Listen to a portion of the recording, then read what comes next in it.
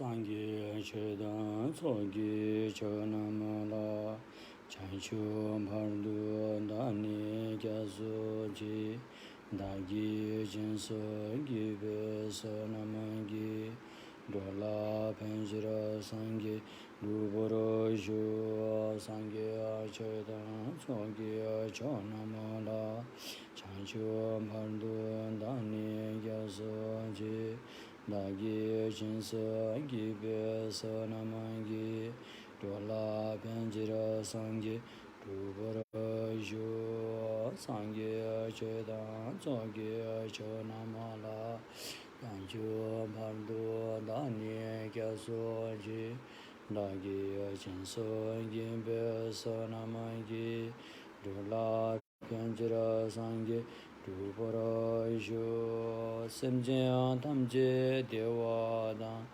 Devi gyudan denparai gyuroji Dungala daya dungala giya gyudan Tavarai gyuroji Dungala me ben devadan mi tavarai gyuroji Nyeriya chadan danda vetan yamla Neparai gyuroji Apanden tsawe nama rinpoche Dagi jivura pime din shulam Kadin chimbu gone jesante Kusan togi ngundu Sandu sora saji abuji ajushin amento dam Hirabalin shinginde gyambandi Sangi shindu aminde ambulwayi Tukuna namda shindu Chobara Isho Guru Buddha Bodhisattva Sabari Vara Ratna Mandala Puja Mek Samundra Sparana Samaye Hua Semjaya Namgya Sambadham Luye Cheda Chita Vara Chechima Tunama Tepa Ye Chege Korolo Kordu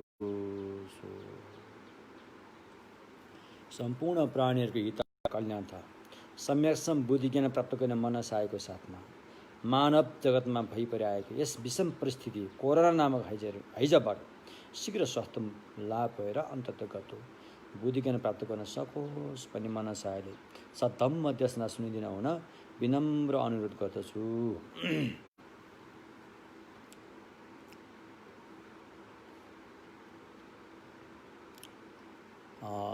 आज अब हामीले महायान सूत्र अलङ्कारमा उल्लेख गरेको ध्यानको बारेमा हामी चर्चा गर्दैछौँ हैन समथा ध्यान विपसना ध्यान र हिजोको प्रवचनमा केही मित्रहरूले प्रश्न सोध्नु भएको रहेछ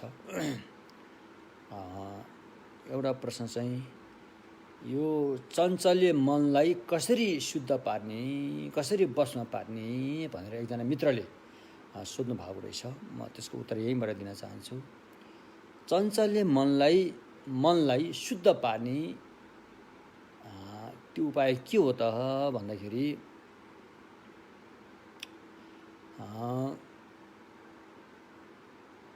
मन शुद्ध पार्ने उपाय त त्यही हो समथ ध्यान विपसना ध्यान रे समथ ध्यान र विपसना ध्यान प्राप्त गर्न सबभन्दा पहिला शील पालन गर्नु पर्यो रे शीललाई राम्रोसँग पालन गरिसकेपछि अनि समाधिबाट समथ ध्यान प्राप्त हुन्छ अनि त्यसलाई आधार भनेर विपसना ध्यान प्राप्त हुन साथै अनि मनमा रहेका मैलहरू पखाल्दै जान्छ यो चाहिँ मनलाई जरेदेखि शुद्ध पार्ने तरिकाहरू भयो जरेदेखि शुद्ध नपारेर अहिले तत्कालको लागि शुद्ध पार्नको लागि चाहिँ जस्तो रिस आयो भने मैत्री भावना गर्नु पर्यो रे रिस आयो भने रिसलाई हटाउनको लागि मैत्री भावना मैत्री भनेपछि पवित्र मायाको भावना गर्नु पर्यो रे पवित्र मायाको भावना भनेको चाहिँ सबै प्राणीहरूले सुख पाओस् रे सुख पाउने कुशल कर्म पुण्य कर्म पनि गरोस् रे यस्तोलाई भनिन्छ पवित्र माया अनि पवित्र दया रे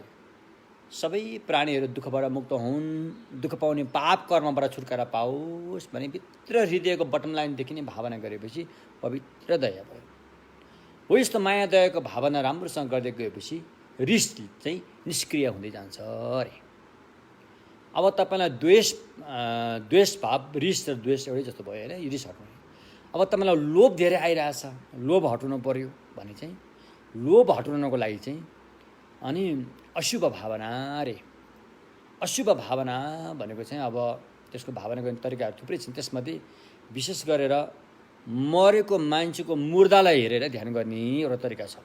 1 दिनको मुर्दा, 2 दिने मुर्दा, 3 दिने मुर्दा हेरेर त्यो मरेको मुर्दाको शरीर पहिलो दिनमा फुलेको होला, पछिल्लो दिनमा निन्दिलो भएर गएको होला, त्यसपछि अलिक सुकेको होला, त्यसपछि अलिकति हावाले अलि मासु र हाडेर छुट्याइदिएको होला। यस्तो गरेर हेर्ने तरिका हुन्छ एउटा त्यो भावना।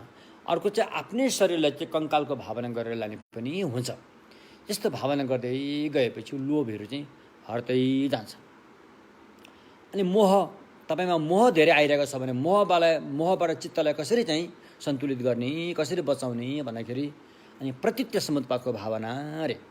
प्रतीत्य समुत्पातको ध्यान गरेपछि प्रतीत्य समुत्पात भनेको चाहिँ अब यो भव संसारको चक्र रे। त्यस्तै अनुलोम र विलोम दुईवटा हुन्छ होइन। अविद्या 12, संखारा भयो, संखारा 12 होइन, विज्ञान भयो होइन। हो यस्तो गरेर चाहिँ जाति 12 जरा मरण भयो भनेपछि 12वटा माथि फेरि तल होइन। जरा मरण कहाँबाट भयो, जातिबाट भयो भने उल्टो घुमाएर ल्याउनु, अविद्यासम्म ल्याउने, अविद्याबाट उहाँसम्म लाने, यसरी ध्यान गर्ने एउटा चाहिँ प्रतीत्य समुत्पातको ध्यान विधि छ।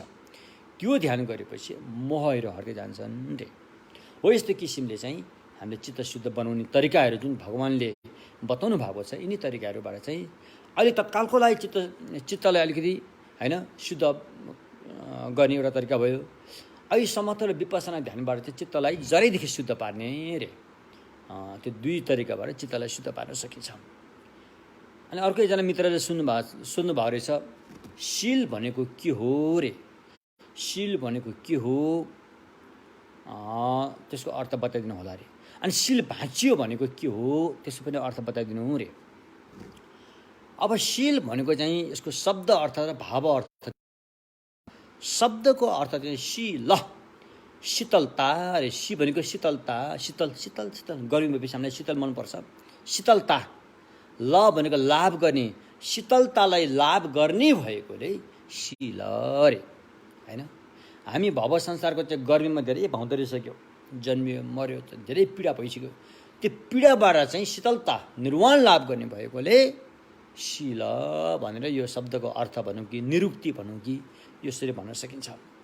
तर यस्तो भाव अर्थ भनेको चाहिँ शील भनेको चाहिँ के हो त भन्दाखेरि शील भनेको चाहिँ अनि हाम्रो शरीर मन वचन तिनैवटालाई गलत ठाउँमा जानबाट रोक्ने पर्खाल हो रे। गलत ठाउँमा जानबाट रोक्ने पर्खाल हो रे, त्यसलाई शील भनिन्छ। अब त्यो शील चाहिँ अब श्रावकयानको शील एउटा छ, महायानको बोधिसत्वको शील एउटा हुन्छ, वज्रयानको पनि शीलहरू हुन्छन्। अब शीलहरू अलिअलि फरक फरक किसिमका छन्। आखिरमा बिन्दु भनेको चाहिँ यो तन मन वचनलाई गलत ठाउँमा जानबाट रोक्ने उपायहरूलाई नै शील भनिन्छ होइन। हो त्यो भयो। अब शील श्रावकयान सम्बन्धित शील हुन्छ, बोधिसत्वसँग सम्बन्धित शील हुन्छ, वज्रयानसँग सम्बन्धित शीलहरू हुन्छन्। श्रावकयानसँग सम्बन्धित शील भनेको चाहिँ अब पञ्चशील भयो, अष्टशील भयो, श्रावणीका त्यहाँ 10 शील भयो, अनि भिक्षुनीको चाहिँ शीलहरू भए। यी सबै चाहिँ श्रावकयानको विधिबाट चाहिँ यो शील लिइन्छ होइन। अब यो शील श्रावकयान अनुसार चाहिँ अब भोलि शील बिग्रियो भने यसलाई यो कस्तो हुन्छ भनेपछि शील बिग्रिनु पनि 2टा छ। एउटा चाहिँ सच्याउन मिल्ने, बिग्रिएकोलाई फेरि सच्याउन मिल्ने, एउटा चाहिँ सच्याउन नमिल्ने, माटोको भाँडा फुटे जस्तो त्यसलाई फेरि सच्याउन मिल्दैन। 2 किसिमको शील छन्। सच्याउन नमिल्ने शील चाहिँ अब जस्तो अब चाहिँ भिक्षुनीको शील लिइसकेपछि अनि 4वटा कुराहरू यदि उसले चाहिँ यो जानिकन सही सलामत दिमाग ठिक भएको अवस्थामा त्यो 4वटा कुराहरू उसको जीवनमा घट्यो भनेदेखि अनि शील चाहिँ जरैदेखि जान्छ, त्यसलाई फेरि सच्याएर पुनः शील लिन मिल्दैन रे होइन। त्यस्ता शीलहरू पनि छन्। जस्तो अब चाहिँ चोरी गर्ने, एउटा भिक्षु भएको व्यक्तिले, गेलुङ भएको व्यक्तिले अथवा गेलुङमा भएको व्यक्तिले चोरी गर्ने, अब त्यो एकदम भन्ने गाह्रो छ। चोरीको सीमा कति कतिसम्म चोरी गर्यो भने सिल पुरै जान्छ र कतिसम्म चोरी गर्यो भने सिललाई सच्याउन मिल्छ भन्ने कुराहरू हो। अब यो चाहिँ फेरि समय र परिस्थितिमा भर पर्छ हैन। अब जब देशमा महामारी परेको छ, देशमा चाहिँ धेरै अनिकाल परेको छ, खडेरो लागेको छ, देशको आर्थिक गति चाहिँ तल धस्सिँदै गइरहेछ, त्यस्तो बेलामा हैन 10-15 रुपियाँ चोर्यो भने पनि सिल पुरै जान पनि सक्छ। तर देश समृद्ध छ, आर्थिकले समृद्ध छ भने अब भनौँ न अब 100 रुपियाँ जति चोर्यो भने पनि सिल पुरै नजान पनि सक्छ। त्यो परिस्थिति अनुसार हुन्छ अरे। त्यसकारण अब जस्तो अहिले हाम्रो नेपालको आर्थिक धस्सिँदै गएको छ, सबैलाई आपद विपद आइरहेको छ हैन, सबै विपन्न भइरहेका छन्। यस्तो बेलामा चाहिँ कसैको 10 रुपियाँ 20 रुपियाँ मात्रै चोरी गर्ने मनसाएर निर्धक्कसँग एउटा भिक्षुले चाहिँ आफू भिक्षु हो भन्ने कुरा थाहा पाइकन चोरी गर्यो भनेदेखि चाहिँ सिल जान्छ अरे। अब चोरी गर्ने भने कसरी चोरी गर्ने? अब तपाईँ विदेशबाट ल्याएको सामानहरू सिमानामा हैन, अब त्यो जुन सरकारलाई दिनुपर्ने कर नतिरिकन फुत्त चाहिँ हैन पसाएर ल्यायो भने त्यसको कर कति तिर्नुपर्ने थियो, त्यो तिरेन भनेदेखि त्यो करको हिसाबमा चाहिँ यता सिलपट्टि हिसाब गर्दाखेरि त्यो पुग्यो भनेदेखि त्यो घेलुङ गयो, चोरी गरेको त्यो घेलुङ गयो हैन, घेलुङ सिल सबै गयो, जरै गयो भने जस्तो हुन्छ। त्यस्तै झुठो बोल्ने, त्यस्तै अब्रह्मचार्य गर्ने, त्यस्तै अन्य प्राणी हत्या गर्ने, यी कुराहरूसँग सम्बन्ध हुन्छन् रे। त्यसैले चाहिँ यदि भिक्षुको सिलमा रहँदै पनि ती घटनाहरू, ती 4वटा घटनामा कुनै एउटा घटना घट्यो भने सिल भाँचिन्छ। सिल भाँचिन्छ। यसरी भाँचिन्छ कि त्यो फेरि नजोड्ने ढङ्गबाट भाँचिन्छ अरे। उहाँले त्यहाँ भाँचिन्छ भन्ने शब्द राख्नु भएको छ। कसरी भाँचिन्छ भन्नुभएको छ, भाँचिने त्यो। अब जो व्यक्ति भिक्षु हो, पहिला आफूले भिक्षुले लिएको सिल चाहिँ फिर्ता गरेर, सिललाई फिर्ता गर्यो उसले हैन। अब म भिक्षुको सिलमा बस्न सक्दिनँ, म सामान्य गृहस्थी भएर बस्छु भन्ने मनसायले त्यो सिललाई चाहिँ विधिपूर्वक फिर्ता गरेको छ भने अनि उसको जीवनमा यी घटनाहरू घट्यो भने पनि सिल भाँचिँदैन, सिल भाँचेको मानिँदैन त्यसले, किन सिल त छैन, सिल त फिर्ता गरिसक्यो हो। त्यस्तो पनि हुन्छ। अब यसमा धेरै कुराहरू छन्। यो तपाईँले विनयको सिस्टम नबुझिकन यसको मसिनो कुराहरू चाहिँ अहिले यहाँबाट भन्न यति समयको अभावले गर्दाखेरि हामी पुरै भन्न सक्दैनौँ। जे होस्, सिल भाँच्यो भने चाहिँ आफूसँग सिल भएको व्यक्तिले सिल भएको थापैकन पनि त्यो सिलको विरुद्धमा गएर चाहिँ त्यस्ता दुष्ट कार्यहरू गर्यो भनेदेखि सिल भाँचिन्छ। एउटा भाँचेको चाहिँ नजोड्ने ढङ्गले भाँचिन्छ, अर्को भाँचेको चाहिँ फेरि जोड्न मिल्ने, सच्याउन मिल्ने ढङ्गले भाँचिन्छ। सच्याउन मिल्ने ढङ्गले भाँचिएको सिललाई चाहिँ अनि भिक्षुनीहरूले हरेक महिनाको 2 पल्ट सोझौँ रे उपसोध व्रत, सोझौँ व्रत बसेर चाहिँ अनि त्यो सिललाई चाहिँ सच्याउने विधिहरू जुन भगवान्ले विनयको विधिमा बताउनु भएको छ त्यो अपनाएर चाहिँ अनि अशुद्ध भएको सिललाई सच्याएर शुद्ध पार्ने उपायहरू पनि छन्। अब कहिले पनि नजोड्ने ढङ्गबाट सिल भाँच्यो रे, त्यो सिल भाँचिएकोलाई चाहिँ अनि फेरि यसरी चाहिँ सच्याउने ढङ्गले सच्याउने अवस्था हुँदैन। त्यो चाहिँ माटोको घैँटो फुटे जस्तो हो, फुटेपछि फुट्यो। श्रावकमा चाहिँ त्यस्तो सिल भाँचिने। अब फेरि बोधिसत्व यानमा आएर कुरा गर्दाखेरि अब अरू धेरै प्राणीको हित र कल्याण हुन्छ भनेदेखि श्रावक यानमा भाँचिने सिल भाँचिए तापनि बोधिसत्वलाई त्यो कार्य गर्न अनुमति छ भनेर चाहिँ शान्तिदेवले भन्नुभएको छ।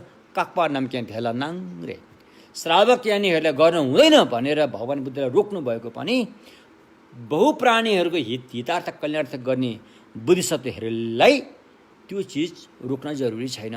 त्यो उसले कहिलेकाहीँ त्यस्तै परिस्थिति अनुसार अपनाउन सक्छ अरे। त्यो झुटो बोल्ने भयो। जस्तै एउटा चाहिँ बोधिसत्व ध्यान गरिरहेछ, अब एउटा सिकारीले मृगलाई लखेट्दै ल्यायो, उसको अगाडिबाट मृग फुत्त गएर उसको कहाँ गएर मृग लुक्यो। त्यो ध्यान गर्ने त्यो घेलुङ भएको बोधिसत्वलाई थाहा छ मृग कहाँ छ भनेर, सिकारी पनि लखेट्दै आयो अनि ए घेलुङ फलाना भिक्षु तिमीले यहाँबाट मृग गएको देख्यौ, मृग कहाँनिर गएको देख्यौ भनेपछि अब त्यति बेला चाहिँ बोधिसत्वले के गर्छ, त्यहाँ ढाँट्छ। उसको सच्चाइ बोल्नु र ढाँट्नुमा तुलना गर्दाखेरि ढाँटेको चाहिँ प्राणीको हित, प्राणीको ज्यान बस्ने, ज्यानको ठुलो महत्त्व भूमिका हुने भएकोले उसले ढाँटेरै भए पनि अनि त्यो प्राणीको ज्यान बचाउनतर्फ लान्छ अरे। त श्रावक ज्ञानमा त्यसो अलिकति गरेर मिल्ने फेरि ढाँटे अप्ठ्यारो हुन्छ। त्यस कारण बोधिसत्वमा चाहिँ त्यस्तो परिस्थिति अनुसार चाहिँ अनि श्रावक ज्ञानमा गर्न हुँदैन भनेको कुरा पनि बोधिसत्व ज्ञानमा चाहिँ गर्न मिल्छ, किनकि त्यहाँ ठुलो प्राणीको हित हुने कारणले गर्दाखेरि त्यो चाहिँ बोधिसत्वलाई चाहिँ अनुमति छ अरे। यस्तो कुरा पनि छ बोधिसत्वमा, होइन? यस्तो किसिमले चाहिँ अनि शील कसरी लिइन्छ, शीलको पालन कसरी गरिन्छ, शील भाँच्यो भने त्यसलाई चाहिँ कसरी चाहिँ सच्याइन्छ भन्ने कुरा चाहिँ राम्रैसँग अध्ययन गरेपछि मात्रै थाहा हुन्छ अरे। अब फेरि हामीले अब श्रावक ज्ञानको शील लिइरहेका छौँ, उपासक उपासिका अथवा भिक्षु भिक्षुनी अथवा शील लिएको छ भने अनि त्यो व्यक्ति मृत्यु भएपछि फेरि शील भाँचिन्छ। अब शील भाँचिमा शील सकिन्छ, त्यहाँ टुङ्गिन्छ, होइन? किनभने उसको अब शरीरै नभए शील पालन गरेर शरीरै नबैसिएपछि, वचनै नबैसिएपछि शील पालन गर्ने कुरो त आएन त्यहाँ। अब मर्दाखेरि पनि शील आफूबाट छुटिन्छ, शील छुटिन्छ, होइन? शील भाँचिन्छ भनेको चाहिँ शील हुँदाहुँदै पनि शील बिग्रिएकोलाई शील भाँचिन्छ भन्न सकिन्छ।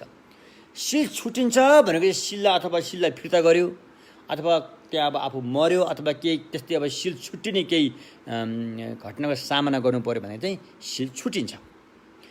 छुटिसकेको शीललाई चाहिँ फेरि शील बिग्रियो भन्न मिल्दैन, त्यो छुटेको हो, होइन?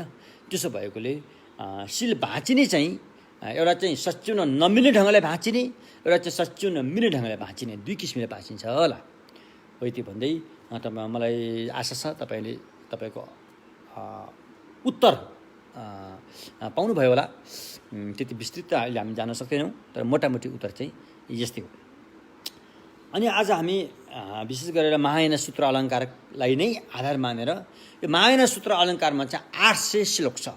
श्लोकको हिसाबले 800 श्लोक छन्, 22 अध्याय छ। 22 अध्यायमध्ये अहिले हामी 12औं अध्यायमा अध्ययन र अध्यापन गरिरहेका छौँ। त्यो चाहिँ धम्मको खोजी रे, सच्चाइको खोजी रे। बोधिसत्वले अनि सच्चाइ धम्मको चाहिँ खोजी गर्नुहुन्छ। अनि त्यस सम्बन्धी अहिले हामीले चाहिँ यहाँ अध्ययन र अध्यापन भइराखेको छ। र हिजोसम्म हामीले चाहिँ यहाँ दुःख सत्यको बारेमा चर्चा गऱ्यौँ। दुःख सत्य रे, भगवानको भाषामा दुःख सत्यलाई चाहिँ जान्नुपर्छ रे। दुःख सत्यलाई जानेर अनि त्यसको कारण के छ पत्ता लगाएर त्यसलाई चाहिँ त्याग्यो भनेदेखि दुःख त्याग्न सकिन्छ रे। त्यसलाई त्याग्ने उपाय मार्ग चाहिँ भगवानले चाहिँ बताउनु भएको छ, होइन? आर्य आष्टाङ्गिक मार्गहरू भयो, यी मार्गहरू शील समाधि मार्गहरू अप्नायो भनेदेखि अनि शील समाधि प्रज्ञा अप्नायो भनेदेखि दुःख त्यागिन्छ रे, होइन? त्यसो भए दुःख त्यागिसकेपछि दुःख चाहिँ कहिले नफर्किने गरिकन त्यागिसकेपछि उसले चाहिँ निर्वाण प्राप्त गर्छ रे। निर्वाण भनेको कुनै एउटा ठाउँ होइन, त्यो एउटा अवस्था हो, चित्त शुद्ध भएको अवस्था हो, त्यो प्राप्त गर्छ रे। त्यसकारण दुःख सत्यलाई जान्नुपर्छ भने यो दुःख सत्य भनेको के हो त? दुःख सत्य भनेको 3 किसिम हुन्छन्, है? दुःख एउटा दुःखमाथि अर्को दुःख पनि थपेर आउनुलाई दुःख है। यदि बुवा आमा दुईजना दाजुभाइ छोरा भएको आफ्नो बुवा आमा, बाउ चाहिँ जेठो छोरा कहाँ बस्ने, आमा चाहिँ कान्छो छोरा कहाँ बस्ने, त्यसो गरेर बस्दाखेरि एकै दिनमा बुवा आमाको चाहिँ देहान्त भयो भनेदेखि उनीहरू अलग अलग बस्थे, टाढा बस्थे। दाइले पनि लौ बुवा त बित्नुभयो, मेरो भाइलाई समाचार दिन जानु पर्यो भनेर बाटोमा आउँदो रहेछ अरे। भाइ पनि ल मेरो आमा त बित्नुभयो, मेरो दाइलाई यो दुःखद समाचार दिन जानु पर्यो भनेर भाइ पनि उताबाट आउँदो रहेछ अरे। ठिक्क बाटोमा भेटेछ अरे। भेटेपछि ल बुवा त बित्यो भाइ भनेर रोइ कराइ भयो। फेरि भाइले पहिले बुवा बितेको दुःख छँदैछ उसमा, फेरि भाइलाई आमा पनि बित्यो भने अर्को दुःख थप्दियो अरे क्या त्यहाँ। फेरि यता के अरे भाइले फेरि दाइले बाउ पनि बित्यो भनेर अर्को दुःख थप्दियो। त्यस कारण दुःखमाथि दुःख खप्रेर आउनु चाहिँ दुःख भयो। त्यो दुःख चाहिँ शारीरिक पीडा र मानसिक पीडा, दुःख वेदना, त्यो वेदना चाहिँ दुःख वेदना नै हो रे। त्यसलाई भन्छ दुःख।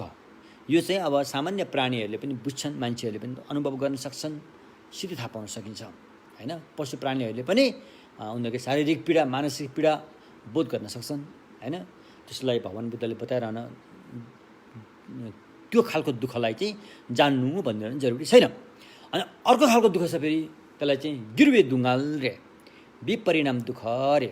त्यो चाहिँ सुख वेदना हो, शारीरिक सुख वेदना, मानसिक सुख वेदना। त्यस्ता संवेदनाहरू सुख आउने संवेदनाहरूलाई चाहिँ त्यो सुख संवेदना चाहिँ त्यो पनि दुःखै हो। अन्तिममा टुङ्गिने बेलामा दुःख भएर टुङ्गिन्छ अरे, सुख भएर टुङ्गिँदैन। जस्तो कि तपाईँको अब अहिले पो यो कोरोना लागेकोले त्यति भयो भने पहिला त आफ्नो छोराछोरीलाई विदेश पठाउने भन्ने हुन्थ्यो। अनि त्यसपछि अब भिजा लाग्यो भने कति खुसी हुन्छ बाबुआमाहरू। त्यो खुसी छ नि कहाँबाट टुङ्गिन्छ? जब छोरा छुटेर त्यहाँ विदेश जान्छ, तपाईँ एयरपोर्टमा पुर्याउनु जानुहुन्छ, त्यहाँनिर टुङ्गिन्छ। त्यहाँनिर आँसुको धारा बगाएर चाहिँ अनि त्यो टुङ्गिने बेलामा चाहिँ फेरि त्यसले चाहिँ दुःख दिएर जान्छ। अस्ति भिजा लागेको सुख चाहिँ त्यो टुङ्गिने बेलामा दुःख दिएरै जान्छ अरे। त्यसकारण ती सांसारिक सुख भनेको चाहिँ एक दिन टुङ्गिने बेलामा दुःखको दर्दनाक रूप देखाएर अनि त्यसले चाहिँ छोडेर जान्छ। हो त्यस्तो दुःखलाई चाहिँ विपरिणाम दुःख अरे। यो विपरिणाम दुःख चाहिँ अनि अन्य धर्मावलम्बीहरूले पनि त्याग्नुपर्छ भनेका छन्। चाहे त्यो जैन धर्म होस् चाहे हिन्दू धर्म होस्, उनीहरूले पनि यो दुःखमा यस्तो खालको सुखमा, यो सांसारिक सुख हो, यो क्षणिक सुख हो, यो दिगो छैन, यसमा हामी फस्न हुँदैन भनेर भन्ने गरेका छन्। भनेपछि भगवान्मा त भन्ने कुरै भइहाल्यो, यसमा त अब दुविधै छैन। अब तेस्रो दुःख छ संस्कार दुःख अरे। यो अलि बुझ्न गाह्रो दुःख हो। यो चाहिँ भगवान्ले चाहिँ दुःख सत्यलाई जान्नु भनेको चाहिँ तेस्रो दुःखलाई भन्नुभएको हो, न कि पहिलो र दोस्रोलाई। त तेस्रो दुःख भनेको चाहिँ के हो त भन्दाखेरि चाहिँ संस्कार दुःख अरे। जस्तो हाम्रो हतारोपन होइन, हतारोपन यो सबै संस्कार दुःख हो। खाना खायो, पेट ढाडियो, ला सन्चो भयो भन्ने लाग्छ, एकछिनपछि बाथरुम जानु पऱ्यो, अर्को हतार आयो, बाथरुम गयो, फेरि बाथरुमतिर बस्न सक्दैन, फेरि बाहिर आयो, अर्को हतार आयो, फेरि सुत्न पऱ्यो, उठ्न पऱ्यो, काममा जानु पऱ्यो। यी सारा यो पनि संस्कार दुःख नै हो रे। एक हिसाबले यसरी बुझ्न सकिन्छ। फेरि अर्को हिसाबले संस्कार दुःख भनेको चाहिँ काम धातुमा चाहिँ दुःख छ रे। रूप धातु चाहिँ परिणाम दुःख छ। रूप धातु काम धातु चाहिँ काम धातुमध्ये पनि अब यो नर्कलोक प्रेत पशुलोक दुर्गतिमा चाहिँ दुःखले ग्रसित छ रे। त्यसपछि गएर अनि सुगति भनेको अब मान्छे अब होइन, अब स्वर्ग, त्यहाँ चाहिँ फेरि अनि एकछिन सुख भास त हुने, अनि परिणाम दुःख छ रे। त्योभन्दा माथि अब ब्रह्मलोकको चाहिँ भनौँ न, अब चतुर्थ ध्यान भूमिदेखि माथि चाहिँ अनि त्यहाँ चाहिँ उपेक्षा वेदना छ रे। दुःख पनि भास त महसुस नहुने, सुख पनि भास त महसुस नहुने, त्यसलाई भनिन्छ उपेक्षा वेदना रे। त्यो उपेक्षा वेदना चाहिँ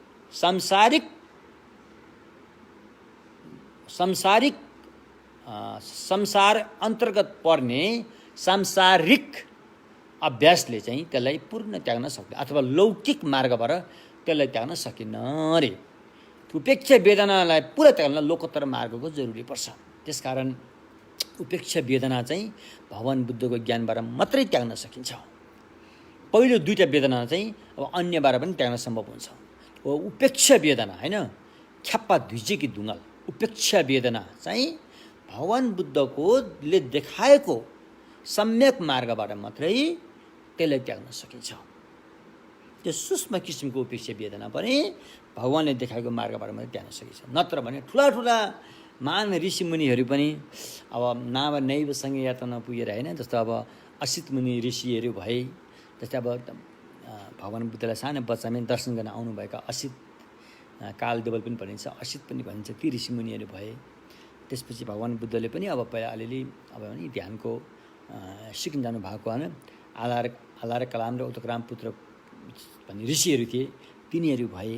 तिनीहरूको त्यो ध्यानको चाहिँ जुन त्यो ध्यानको बाटोबाट चाहिँ अनि संस्कार र दुःख मात्रै त्याग्न सकिन्छ रे। उपेक्षा संस्कार के अरे विपरिणाम दुःखसम्म त्याग्न सकिन्छ, विपरिणाम दुःखसम्म त्याग्न सकिन्छ, तर संस्कार दुःख त्याग्न सकिँदैन अरे। संस्कार दुःख त्याग्नको लागि चाहिँ अनि भगवानको बाटोमा जानुको विकल्प छैन। एक छैन, दुई छैन, तीन छैन। किनकि त्यो संस्कार दुःख भनेको चाहिँ विशेष गरेर आत्माग्राह, अनि त्यसले चाहिँ क्लेश पैदा गरेर अनि कर्म गरेर जन्म लिने हो। त्यस कारण संस्कार दुःख पनि कर्मको वशीभूत भएकोले त्यो दुःख छ अरे। र त्यो त्याग्नको लागि चाहिँ सम्यक दृष्टि नभइकन त्यो त्याग्न सकिन्न होइन। सम्यक दृष्टि चाहिँ भगवानले मात्रै बताउनुहुन्छ। अरूले त्यो सम्भव छैन हैन। हामी यसो अब प्रवचन सुनौँ न, हाम्रो कति अहिले त टेलिभिजनमा साधु सन्तहरूको थुप्रै प्रवचनहरू आउँछ, राम्रो प्रवचन गर्नुहुन्छ हैन। अब यस्तो अन्य धर्मावलम्बी जैन धर्मका साधु सन्तहरू भए, हिन्दू धर्मका साधु सन्तहरू भए, अन्य अब चाहिँ मुस्लिमका अब सन्तहरू भए, अब क्रिस्चियनका सन्तहरू भयो, उनीहरूको प्रवचन राम्रो राम्रो छ, त्यस्तो हामी सुनिन्छ। तर जब यो संस्कार र दुःख चाहिँ कसरी त्यागिन्छ त भन्ने कुरा आएपछि उहाँले त्यो भन्न सक्नुहुन्न।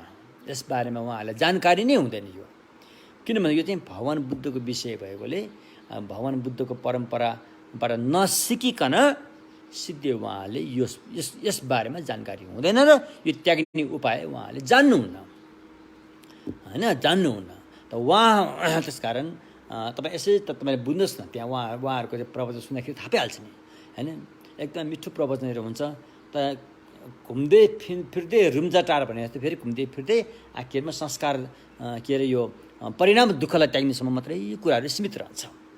परिणाम दुःखलाई त्याग्नेसम्म मात्रै कुरा सीमित रहन्छ र संस्कार दुःखलाई त्याग्नको लागि चाहिँ बुद्ध शरण गच्छामी नभइकन त्यो सम्भव छैन।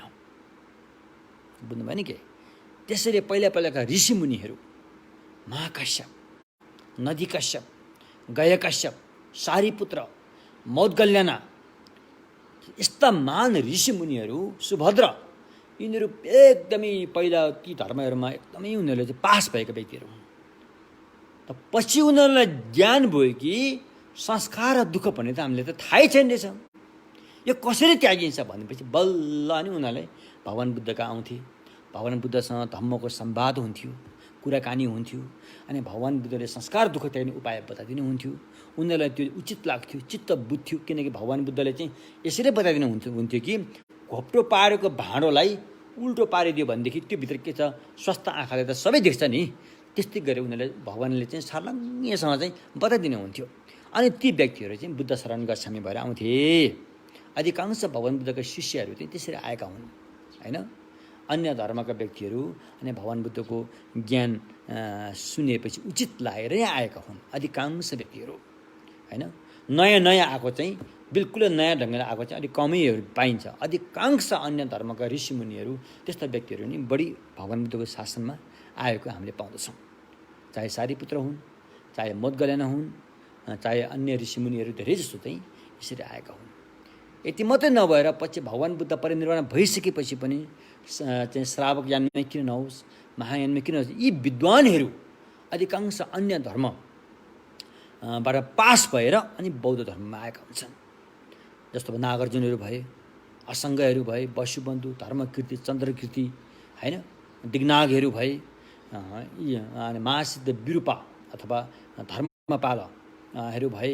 यिनीहरू प्रायः जस्तो चाहिँ अन्य धर्मको दीक्षित भइसकेको व्यक्ति अब जीवन के हो त भनिसकेपछि अनि उहाँहरूले चाहिँ भगवान बुद्धको चाहिँ परम्पराको ज्ञान सिकेर अनि उनीहरूले चाहिँ यता उचित लागेपछि अनि बुद्ध शरण गच्छामी भनेर आएका हुन्। यो कुरा हामीले बुझ्नु पऱ्यो है त। त्यसकारण भगवान बुद्धले दुःख सत्यलाई जान्नु भनेपछि अब मर्नु पनि जन्मनु दुःख हो, बुढो हुनु दुःख हो, यो त प्रायः जस्तो थाहा छ त। यति मात्रै भन्नु खोज्नु भएको होइन। भगवान बुद्धको भनाइको तात्पर्य चाहिँ संस्कार दुःखलाई दुःख हो भनेर जान्नु रे। तर हामीलाई त अहिले हामी जस्तो बालक हामी जस्तो अब बच्चै भनौँ न, ज्ञानको त धेरै बच्चै हो हामीहरू, उमेरले ठुलो भयो भने ज्ञानको बच्चा हो। हामी जस्तोको लागि चाहिँ त्यो संस्कार दुःख चाहिँ सिधै हामीले महसुस गर्न सक्दैनौँ। आँखीको परेला निकालेर हत्केलामा राख्यो भने हामीलाई बिजाएको महसुस हुन्छ त? बिजाएको महसुस त हुँदैन। हो यस्तै किसिमले हामीले त्यो मसिनो दुःखहरू चाहिँ हामीले महसुस गर्न सक्दैनौँ। त्यो त भगवान बुद्धका शिष्य आर्यहरूले मात्रै महसुस गर्नुहुन्छ। यो आर्य भन्दाखेरि मङ्गोलियन आर्य कुरा होइन यो। फेरि भगवान बुद्धको ज्ञानको सच्चाइको दर्शन पाएको व्यक्तिहरूलाई आर्य भनिन्छ। अनि उहाँहरूले मात्रै जान्नुहुन्छ कसरी त्यही आँखीको परेला आँखीभित्र घुसाइदियो भने, आँखामा पर्यो भने त बिजाउँछ। यस्तो गरेर यो संस्कार पनि दुःख हो रहेछ भन्ने कुरा चाहिँ अनि उहाँले जान्नुहुन्छ। कुरो त्यस्तो हो। त्यसकारण भगवानले चाहिँ दुःख सानै उदाहरण अझै पनि म तपाईँलाई संस्कार दुःख के हो भनेर म तपाईँलाई बुझाउने कोसिस गर्छु। अर्को उदाहरण दिन्छु। अब लामो भर्याङ छ, पानीको धारा ऊ तल छ, तपाईँको कोठा त्यो भर्याङको टुप्पामा छ। तल गएर बाल्टिनभरि पानी लिएर त्यो भर्याङ चढ्नु पर्यो। त्यस कारण त्यो बाल्टिनको त अब हातमा समाउने हुन्छ, हातले समाउने हुन्छ। जब तपाईँ त्यो बाल्टिन उचालेर भर्याङ चढ्ने भर्याङको खुर्किला सुरु गर्नुहुन्छ त्यति बेला तपाईँलाई हात गलेको थाहा हुँदैन, हात गलेको महसुस हुँदैन। जब बाल्टिन लिएर जाँदा बिचमा पुगेपछि अनि हात गल्छ, बल्ल महसुस हुन्छ। या त हामीले त्यो बाल्टिन त्यहीँ एकछिन आराम गर्छौँ, या त अर्को हातमा सार्छौँ, अनि फेरि हाम्रो बाटो अगाडि बढ्छौँ, फेरि अर्को हातमा गलेको महसुस हुँदैन, फेरि बिस्तारै गएपछि बल्ल थाहा हुन्छ। त्यस्तै संस्कार र दुःख चाहिँ तुरुन्तै महसुस गर्न सकिँदैन, त्यो त ध्यान गरेर बिस्तारै थाहा पाउने कुरो हो। त्यसैले भगवान्ले चाहिँ दुःख सत्यलाई चिन्नु भनेको, दुःख सत्य चाहिँ के हो त, संस्कार र दुःखलाई भन्नु खोज्नु भएको हो भनेर बुझ्नु होला।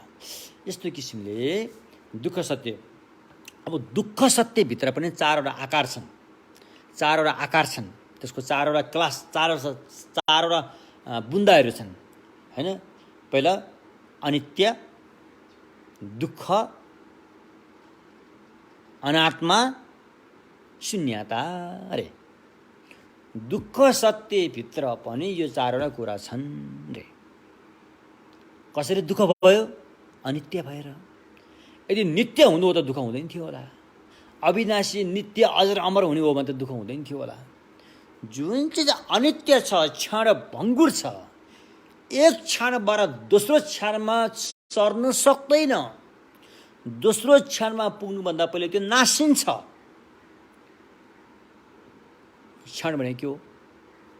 एउटा स्वस्थ मान्छेले यसरी चुर्ती बजाउँछ अरे, स्वस्थ मान्छेले यसरी चुर्ती बजायो, तपाईँले आवाज सुन्यो नि त, यो आवाजलाई 60 भाग लाग्यो। एउटा आवाजलाई 60 भाग लागेपछि यसको एक अंशलाई एक क्षण भन्दो रहेछ। यो पनि मोटामोटी हिसाब हो, फेरि मोटामोटी हिसाब हो, अझै यसो सूक्ष्ममा गयो भने त्यति मात्रै सीमित छैन, यो मोटामोटी हिसाब हो। स्वस्थ व्यक्तिले चुर्की बजाउँदाखेरि यो चुर्कीलाई 60 भाग लाउने, 60 भागको एक अंशलाई चाहिँ एक क्षण भनिन्छ। बुझ्नुभयो नि के? त्यसैले भगवान्ले भन्नुभयो कि हरेक चिज बीजहरू, चाहे त्यो भौतिक कुरो होस्, चाहे त्यो मानसिक कुरो होस्, यी सारा कुराहरू चाहिँ क्षणिक छन्, क्षणभरका छन्। यिनीहरू कहिले पनि सर्न एउटा ठाउँबाट अर्को ठाउँमा सर्न सक्दैन अरे। पहिलो क्षणबाट दोस्रो क्षणमा सर्न सक्दैन। किनकि पहिलो क्षणबाट दोस्रो क्षणमा पुग्नुभन्दा पहिले त्यो नासिन्छ। तर पहिलो क्षणले दोस्रो क्षणमा पुग्नुभन्दा पहिले नासिए तापनि त्यसले एउटा छाप छोड्छ। त्यो छापले चाहिँ बिल्कुलै नयाँ पैदा गर्छ हैन। यस्तो किसिमले चाहिँ यो धारावाहिक रूपमा बग्दै आइरहेका हुन्छन्। त्यो गौमुख भन्ने ठाउँबाट गङ्गा नदी उत्पन्न भयो, त्यहाँबाट बग्दै कहाँ आइपुग्यो? ऋषिकेश आयो, त्यहाँबाट हरिद्वार आयो, यसो गरेर त्यहाँबाट चाहिँ काशी गयो, अनि हुँदा अनि कहाँ पुग्यो त? गङ्गा सागरमा गएर खस्छ। अब गौमुखबाट निस्केको गङ्गाको पानी र त्यो गङ्गा सागरमा खसेको गङ्गाको पानी एउटै हो त भन्दाखेरि गौमुखबाट निस्केकै गङ्गा चाहिँ सागरमा पुगेर खस्यो भन्नु त अलिकति दिमाग भएको व्यक्तिलाई त त्यो त मूर्ख नै हो नि। गौमुखबाट खसेको पानी कहाँ, सागरमा पुगेर खसेको पानी कहाँ, कति परिवर्तन भइसक्यो। तर त्यो धारावाहिक रूपमा चाहिँ एउटै जस्तो बगिरहेको हुन्छ। अनि मान्छेले भन्ठान्छ त्यही पानी त्यहाँ पुग्यो, त्यही पानी यहाँ सर्यो, त्यही मान्छे यहाँ सर्यो भनी एउटा भान हुन्छ, भ्रम हुन्छ। त्यो भ्रम सृजना हुन्छ, किनकि त्यस्तै पहिला हुँदै जाने भएकोले। जस्तो यो पङ्खाको त अहिले जुन माथि घुमिरहेको पङ्खाको 3वटा पखेटा छ, तब यो घुम्न सुरु हुन्छ, मेरो आँखाले त्यसलाई ठम्याउँदैन, मेरो आँखाले 3टा पखेटा देख्न सक्दैन। यति आँखा कमजोर हुन्छ कि त्यो 3टा पखेटा एउटै रिङमा देख्न पुगिन्छ, किनकि त्यस्तै पैदा भएर हुन्छ त्यहाँ। त्यस्तै हरेक चिजहरू चाहिँ बदलिँदै गएर हुन्छ। त्यो सच्चाइलाई हामी जान्न सक्दैनौँ, हामी भ्रममा परेका हुन्छौँ र एउटै भन्ठान्छौँ। चिज त्यहाँ सर्यो, त्यहाँ सार्यो भन्छौँ। वास्तवमा भगवानको मार्गमा कुनै पनि विषयवस्तुहरू सार्न सम्भव छैन, सर्न सम्भव छैन। जुन चिज जहाँ छ त्यहीँ सकिने हो, तर त्यो धारावाहिक रूपमा बगिरहेको हुन्छ। यो कुरा बुझेन भने फेरि तपाईँले भगवान्ले भनेको कुरा बुझ्न सक्नुहुन्न। यो कुरा बुझ्नुपर्छ। तर यो सामान त्यहाँ सार, त्यो मान्छेलाई वहाँ सारा भनेको त काम चलाउको हिसाबले मात्रै भनेको हो, लोक व्यवहारको हिसाबले मात्रै भनेको। किनकि भगवान चाहिँ म लोकसँग विवाद गर्न चाहन्न भन्नुभएको छ। भगवानले लोकसँग विवाद गर्न चाहन्न, लोकले जे मान्छन् त्यसलाई मैले पनि स्वीकार्छु भन्नुभएको छ। त्यस कारण लोक व्यवहारको हिसाबले सर्यो भनेको मात्रै हो। आफ्नो स्वतन्त्र विचारले हेर्दाखेरि केही पनि कुरा त्यहाँ सरेको हुन्न। सर्नलाई त पहिला त्यहीँ उपस्थित भएको चिजलाई यता आइपुग्नु पऱ्यो नि, होइन? पहिला कहीँ भएको चिज यहाँ आउनु पऱ्यो नि, तब नै त्यही चिज यहाँ आएपछि नै सरेको भन्छन्। तर भगवानको शासनमा कुनै पनि चिज एक ठाउँबाट अर्को ठाउँमा पुग्नुभन्दा पहिल्यै नै त्यो नासिसकेको हुन्छ, बदलिसकेको हुन्छ। सानो उदाहरण, तपाईँले पानीलाई उमालेर आगो बनाउँछु भनेर पानीलाई घट घट घट जतिसुकै उमाले पनि त्यो पानी आगो बन्नुभन्दा पहिल्यै सुकिसकेको हुन्छ। परिस्थिति यति हो। त्यसकारण हरेक चिज विषयवस्तुहरू एक क्षणबाट दोस्रो क्षणमा सर्न सक्दैन। सर्नुभन्दा पहिला त्यो नासिसकेको हुन्छ। त्यसैलाई अनित्य भन्छन्, अनित्य मितक्व। त्यसकारण जुन चिज अनित्य छ, जुन चिज आफ्नो अवस्थामा कायम रहन सक्दैन, जुन चिज बदलिरहन्छ, जुन चिज चाहिँ होइन क्षण क्षणमा चाहिँ बदलिरहन्छ, त्यसलाई सन्चो छ भन्न मिल्दैन। त्यसलाई त्यो बिसन्चो नि हो। जुन चिज बदलिरहन्छ त्यो बिसन्चो नि हुन्छ। त्यसैले त्यसलाई भन्छ दुःख, अनित्य दुःख। जुन चिज दुःख हो, पीडादायक छ, त्यसलाई म मेरो भनेर आत्मा भनेर ग्रहण गर्न मिल्दैन अरे। जुन चिज दुःख छ, जुन पीडादायक छ, त्यसलाई म आत्मा भनेर पकड्न मिल्दैन अरे, होइन? त्यसपछि जुन चिजमा चाहिँ त्योभन्दा छुट्टै अलग्गै आत्मा भन्ने पनि त्यस्तो छैन। अरूद्वारा परिकल्पित गरेर समारोप गरेको आत्मा भन्ने पनि छैन भनेपछि त्यो शून्यता। त्यस्तो आत्माले शून्यता छ। स्वयं पनि आत्मा होइन भनेर अनात्मा भयो। अरूद्वारा पनि त्यो आत्माले सम्पन्न छ भन्न पनि त्यो मिल्दैन। त्यसरी अनात्मा र शून्यता। त्यसरी दुःख सत्य बोध गर्दाखेरि दुःखका चारवटा आकार हुन्छन्, होइन? दुःख, अनित्य, अनात्मा, शून्यता हो। यो कुराहरूलाई चाहिँ अनि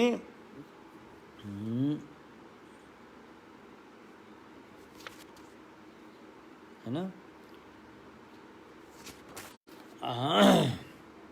अब यो चारवटा कुरा किन भगवानले बताउनु भयो भन्दाखेरि चारवटा अयनिश मनस्कार, अयनिश मनस्कार, होइन? हामीमा चारवटा उल्टो हेराइ छन्। हेराइ सुल्टो हुनुपर्ने थियो, हेराइ उल्टो भइरहेछ।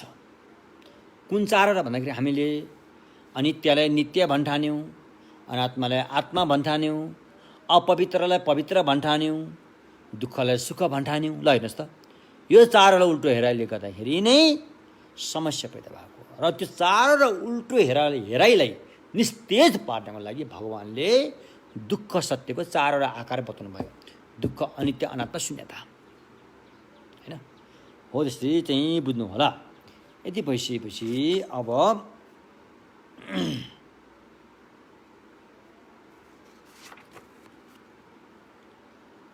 त्यसपछि यहाँ छ अनि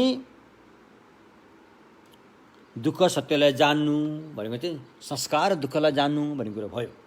अनि त्यसको अर्थलाई जान्नु भनेपछि दुःखभित्र पनि चारवटा कुरा छन्, अनित्य, अनात्मा, दुःख, शून्यता। त्यसलाई पनि जान्नु भनेको। अनि राम्रैसँग जान्नु रे। राम्रोसँग जान्नु भने चाहिँ के कुरोलाई अपनाएपछि दुःख र दुःखको कारणलाई हटाउन सकिन्छ, त्यसलाई भनिन्छ मार्ग सत्य, होइन? लम्की देन्पा। त्यो मार्ग सत्यलाई अपनाएपछि दुःख हट्छ भनेर, दुःख र दुःखको कारण हट्छ भनेर राम्रैसँग जान्नु रे। बुझ्नुभयो नि के? त्यो भयो मार्ग सत्य। जब मार्ग सत्यलाई पूर्ण रूपमा अपनाइसकेपछि अनि फल प्राप्त भयो, अनि निरोध सत्य प्राप्त भयो, निर्वाण प्राप्त भयो। निर्वाणलाई चाहिँ विमुक्ति प्राप्त भयो। कहिले पनि दुःख नफर्किने गरी त्यागियो, विमुक्ति प्राप्त भयो। मान्छेको चोला पाएको जब सारा अर्थ भयो, सारहीन भएन, किनकि उसले दुःखलाई अन्त गर्यो। यस्तो अवस्था हैन। त्यसैले अनि त्यसलाई बोध गर्ने ज्ञानलाई चाहिँ विमुक्ति ज्ञान भनिन्छ। विमुक्ति ज्ञान, विमुक्ति फल, विमुक्ति ज्ञान। त्यसको चाहिँ भावना गर्दाखेरि हैन त्यो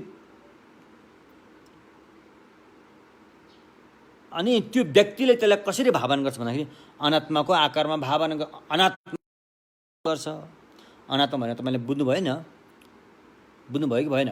हिजो मैले अस्ति पनि भनिरहेको छु, आत्मा र अनात्मा बारेमा तपाईँलाई राम्रोसँग बुझ्नु भएन भनेदेखि तपाईँले भगवानले भनेको बुझ्न सक्नुहुन्न। फेरि त्यो अरेको भरमा तपाईँ फेरि फस्दै जान्छ। आत्मा र अनात्मा भन्ने कुरा चाहिँ राम्रैसँग बुझ्नुपर्छ। यो बुझेन भने भगवान बुद्धले बताउन खोजेको के हो त्यो तपाईँले कहिले पनि बुझ्नुहुन्न। त्यसकारण आत्मा र अनात्मा, आत्मा भनेको यो एउटा संस्कृत भाषा हो। पालीमा आत्था, आत्मा, आत्ता हैन, इङ्ग्लिसमा सेल्फ। अब ठेट अहिले पर्वतीय नेपाली भाषामा म भनेको हैन, म भन्छु नि। मैले सुख पाउनु पर्यो, मेरो गल्ती अरूले देख्नु भएन, मलाई अरूले धेरै मान्छे भएरमा निन्दा गर्नु भएन, म भनेर मलाई आधार मानेर नै अनि हामीले सबै कामहरू सुरु गरिरहेका हुन्छ संसारमा। हो त्यो म भन्ने चाहिँ आत्मा हो रे। अब यहाँ के भनेछ, त्यस्तो आत्मा छैन भने अब हामीले जुन सोचिरहेछौँ म भन्ने अजर अमर, कहिल्यै पनि नबिग्रिने, कहिल्यै पनि नबदलिने, हिजोको म आजको एउटै म, आजको म भोलिको त्यही म, एक वर्ष पनि पछि पनि एउटै म हो। त्यस्तो खालको म भने चाहिँ भगवानको भनाइमा, उहाँको प्रज्ञा ज्ञानको दृष्टिको हेराइमा त्यस्तो म चाहिँ पाइएन रे। न त शरीरभित्रै पाइयो, न त शरीर बाहिरै पाइयो, न त शरीर मन वचनको चाहिँ भित्र बाहिरको बिचमा नि पाइयो। झन्झन खोज्दै गयो, झन्झन नपाइने अवस्थामा पुग्यो रे। हो त्यसलाई भनिन्छ अनात्मा। आत्मा यसलाई भनेको व्यक्ति अनात्मा। व्यक्ति नै म भन्ने छैन रे, म भन्ने छैन रे। हामीले त भ्रम परेर मात्रै म भनिरहेका रहेछौँ रे। अहिले हामी गहिरो ज्ञानको बारेमा कुरा गर्दैछौँ, ज्ञानको अति गहिराइमा गएर कुरा गर्दैछौँ है। फेरि तपाईँलाई फेरि यो लोक व्यावहारिक कुरा ल्याएर फेरि अल्झिन मिल्दैन। लोक व्यवहारमा त म छ, फेरि म आएँ, म गएँ, म बसेँ, मैले भात खाएँ, मैले अरूलाई दान पुण्य गरेँ होइन, भोलि गएर म चाहिँ बुद्ध बन्छु, पाप गरेँ भने भोलि म तर दुर्गतिमा जान्छु भने म भन्दा प्रयोग गर्नु पऱ्यो नि। स्वयं भगवानले पनि प्रयोग गर्नु भएको छ। स्वयं भगवानले पनि यो दमङभित्र पनि यो घटना उल्लेख गरेको छ, नमोबुद्धको घटना। नमोबुद्धको घटनामा चाहिँ अब ऐतिहासिक हिसाबले भगवान बुद्ध काठमाडौँ भ्यालीभित्र छिर्नु भयो कि भएन भन्ने कुरामा अहिले इतिहासकारहरू अलिकति अनुसन्धान नै गर्नुपर्ने कुरामा उनीहरू रोकिएका छन्। तर भगवान बुद्धको ग्रन्थहरूको भनाइअनुसार चाहिँ भगवान चाहिँ काठमाडौँ आउनुभएको थियो। शाक्यमुनि भगवान आएर यो जमाचो पर्वतमा जोस उहाँले चाहिँ यहाँ आएर अनि यो स्वयम्भूहरूको बारेमा उहाँले भविष्यवाणी, जुन अहिले लङ्ग्रु लुङटेन भन्ने एउटा छ, अब यो विद्वानहरूको भनाइ यो ठाउँ अर्को ठाउँ हो भन्ने पनि छन्। तर अधिकांशले यो चाहिँ हाम्रो नेपालकै भविष्यवाणी गर्नुभएको हो। गौशृङ्ग भविष्यवाणी भनिन्छ। गौशृङ्ग पर्वत भनेको चाहिँ स्वयम्भूको पर्वत। त्यहाँ एउटा स्तूप छ अरे, अहिले पो स्वयम्भू भनिन्छ। त्यति बेला चाहिँ गोमाशाला गन्ध भनिन्छ अरे। त्यसलाई किन गोमाशाला गन्ध, त्यो नजिकको नदीलाई चाहिँ गोमा नदी भनिन्थ्यो अरे। त्यसैले त्यो नदीको किनारमा भएको स्तूप भएकोले गोमाशाला गन्ध भनिन्छ अरे। त्यसो भएकोले अनि त्यो हिसाबले भन्ने हो भने भगवान काठमाडौँ आउनुभएको थियो। यहाँ मात्रै आउनुभएको होइन, भगवान यहाँबाट त्यो नमोबुद्ध जानुभएको थियो। नमोबुद्धमा गएर त्यो नमोबुद्धको स्तूप त्यो खोल्न लागेको थियो। त्यो स्तूपभित्रको बट्टामा चाहिँ अनि पहिलाको होइन नमोबुद्ध भगवान बोधिसत्वको अष्ट धातु राखिएको चाहिँ त्यहाँ देखिन्थ्यो। अनि भगवानले सबैलाई हेर पहिला यो पनौती भन्ने त्यति बेला पनौतीलाई पाञ्चाल भनिन्थ्यो। यो पाञ्चाल भन्ने देशमा चाहिँ एउटा राजा थिए, उसका 3 भाइ थिए होइन, महादेव, महाशब्द अनि महासत्व भन्ने थिए। कान्छो भाइ महासत्व सेमचेन छिम्पो महासत्व भने चाहिँ बुद्धिसत्व हुनुहुन्थ्यो। उहाँले नै त्यो भोकाएको बाघिनी र उसको डमरू 5 जना बच्चाहरूको ज्यान बचाउनलाई आफ्नो ज्यानै दान दिएको, प्राणै दान दिएको हो हैन। अनि उहाँको अस्तु धातु राखेर चाहिँ तल आएर उहाँको बुवा आमाले त्यो स्तूप खडा गर्नुभएको हो भनेर भगवानले चाहिँ यो प्रवचन दिनुहुन्छ। फेरि प्रवचनको अन्तमा पुगेपछि तिमी अहिले त्यो महासत्व को हो भनेर अर्कै कोही होला भनेर नसोच्नु, त्यो महासत्व म नै हुँ भन्नुभएको छ उहाँले। साक्यमुनि भगवान म नै हुँ, ती पिता र माता अरू भनेर भन्ठान्नु भएन। ती पिता माता अहिलेका सुयोधन र मायादेवी नै हुन् रे भनेर त्यो लोक व्यवहारको लागि भगवानले पनि म भनेर प्रयोग गर्नुभएकै हो, प्रयोग गर्नुभएको छ। तर अहिले हामी यहाँ चाहिँ लोक व्यवहारमा मात्रै सीमित नरहेर त्यसको गहिराइमा गएर अनि हामी चाहिँ परीक्षा गर्दैछौँ, जाँच गर्दैछौँ हैन, जाँच गर्दैछौँ। जाँच गर्दाखेरि त्यस्तो म भनी त छैन हैन, त्यस्तो म भनी त छैन भएपछि त्यसलाई व्यक्ति म पनि चाहिँ छैन रहेछ भयो। त्यसपछि अनि धर्म अनात्मा भने आउँछ। फेरि यो धर्म अनात्मा चाहिँ फेरि यो महायानमा बढी आउँछ।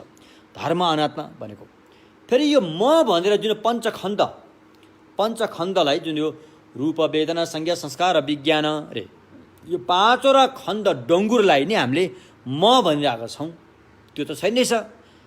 अब यो 5वटा चिज मात्रै छ रहेछ, पञ्चखण्ड चाहिँ छ रहेछ भन्ने सोच आउँछ नि त। तर प्रज्ञा पारमिताको धम्म देशनामा के उल्लेख गरेको छ भने पञ्चखण्डलाई पनि यसरी प्रज्ञाको ज्ञानले जाँचेर जाँच्दै जाने हो भने त्यो पनि शून्यतामा विलय हुन्छ अरे हैन। जाँच्दै जाने हो भने पञ्चखण्ड पनि यसको सत्ता सिद्ध हुँदैन। यो पनि युक्तिसङ्गत भगवानले आज्ञा भएको युक्तिसङ्गतलाई प्रयोग गरेर जाँच गर्दाखेरि यो पञ्चखण्ड पनि के त सत्ता सिद्ध छैन। जुन अहिले हाम्रा वैज्ञानिकहरूले क्वान्टम थ्योरी उनीहरूले पनि त्यही भन्छन्। त्यस्तै भगवानले पनि पञ्चखण्ड पनि सत्ता सिद्ध छैन भनेर प्रज्ञा पारमितामा आज्ञा भएको छ। हो त्यसले भनिन्छ धर्म अनात्मा अरे एउटा पुद्गल अनात्मा एउटा धर्म अनात्मा हैन। घंसा कि दागमेत। अब त्यो दुईटैले दर्शन पाउनु भनेको चाहिँ दर्शन मार्ग अरे। दुई अनात्माको दर्शन हुनु चाहिँ दर्शन मार्ग अरे। सच्चाइको दर्शन पायो नि त। अब अनादिकालदेखि म मेरो भन्दै हामी चाहिँ च्यापिएर आइरहेको थियौँ, हामी पेलिँदै आइरहेको थियौँ भव संसारमा। म मेरो भन्दा मैले नचाहँदै दुःख भोगेर आमाको दुध खाएर आँसुको धारा बगाएर रगतको खोला बगाएर मरेपछि हड्डीका थुप्रो जम्मा गरेर आइरहेका थियौँ। यो केले आएको रहेछ त भन्दाखेरि यही म भन्ने आत्माग्रहबाट आएको हो रे। अब यो आत्माग्रहलाई चाहिँ अनात्मा भावनाबाट चाहिँ निस्तेज पार्न सक्यो, यसलाई जरादेखि उखेलेर फ्याँक्न सक्यो भने यो दुःखद यात्रा चाहिँ टुङ्गिन्छ, सदाको लागि टुङ्गिन्छ। त्यो टुङ्गेको अवस्थालाई चाहिँ निर्वाण प्राप्त भयो भनिन्छ है त। यसरी बुझ्नु होला।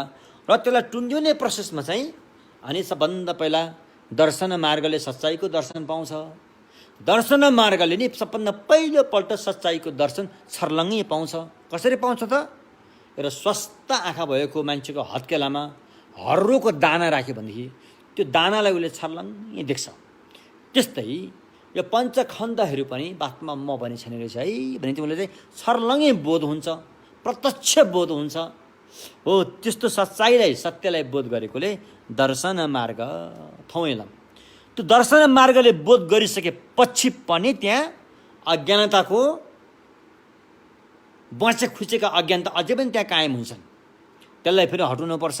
सच्चाइको दर्शन गर्दैमा सबै समाधान होइन कि त्यहाँ अझै पनि त्यसलाई चाहिँ सच्चाइलाई अझै बढी त्यसको चाहिँ दर्शनलाई विकास गर्दै लानुपर्छ। विकास गर्दै लाने क्रमलाई चाहिँ भावना मार्ग भनियो। गोम्पेलम पहिला दर्शन मार्ग थोमेलमले चाहिँ सच्चाइको दर्शन छर्लङ्गै पायो। छर्लङ्गै पाएको दर्शनलाई विकास गर्दै लानको लागि चाहिँ गोम्पेलम भावना मार्ग। फेरि दर्शन मार्गले दर्शन पाएको भन्दा छुट्टै दर्शन चाहिँ छैन त्यहाँ। फेरि दर्शन त त्यही हो। त त्यसलाई फेरि त्यो राम्रोसँग चाहिँ भाविता गर्दै बानी पार्दै ल्याएपछि अनि मनमा भएको मैल पनि पखालिँदै जानेछन् तसर्थ त्यसलाई भनिन्छ भावना मार्ग गोम्पेलम।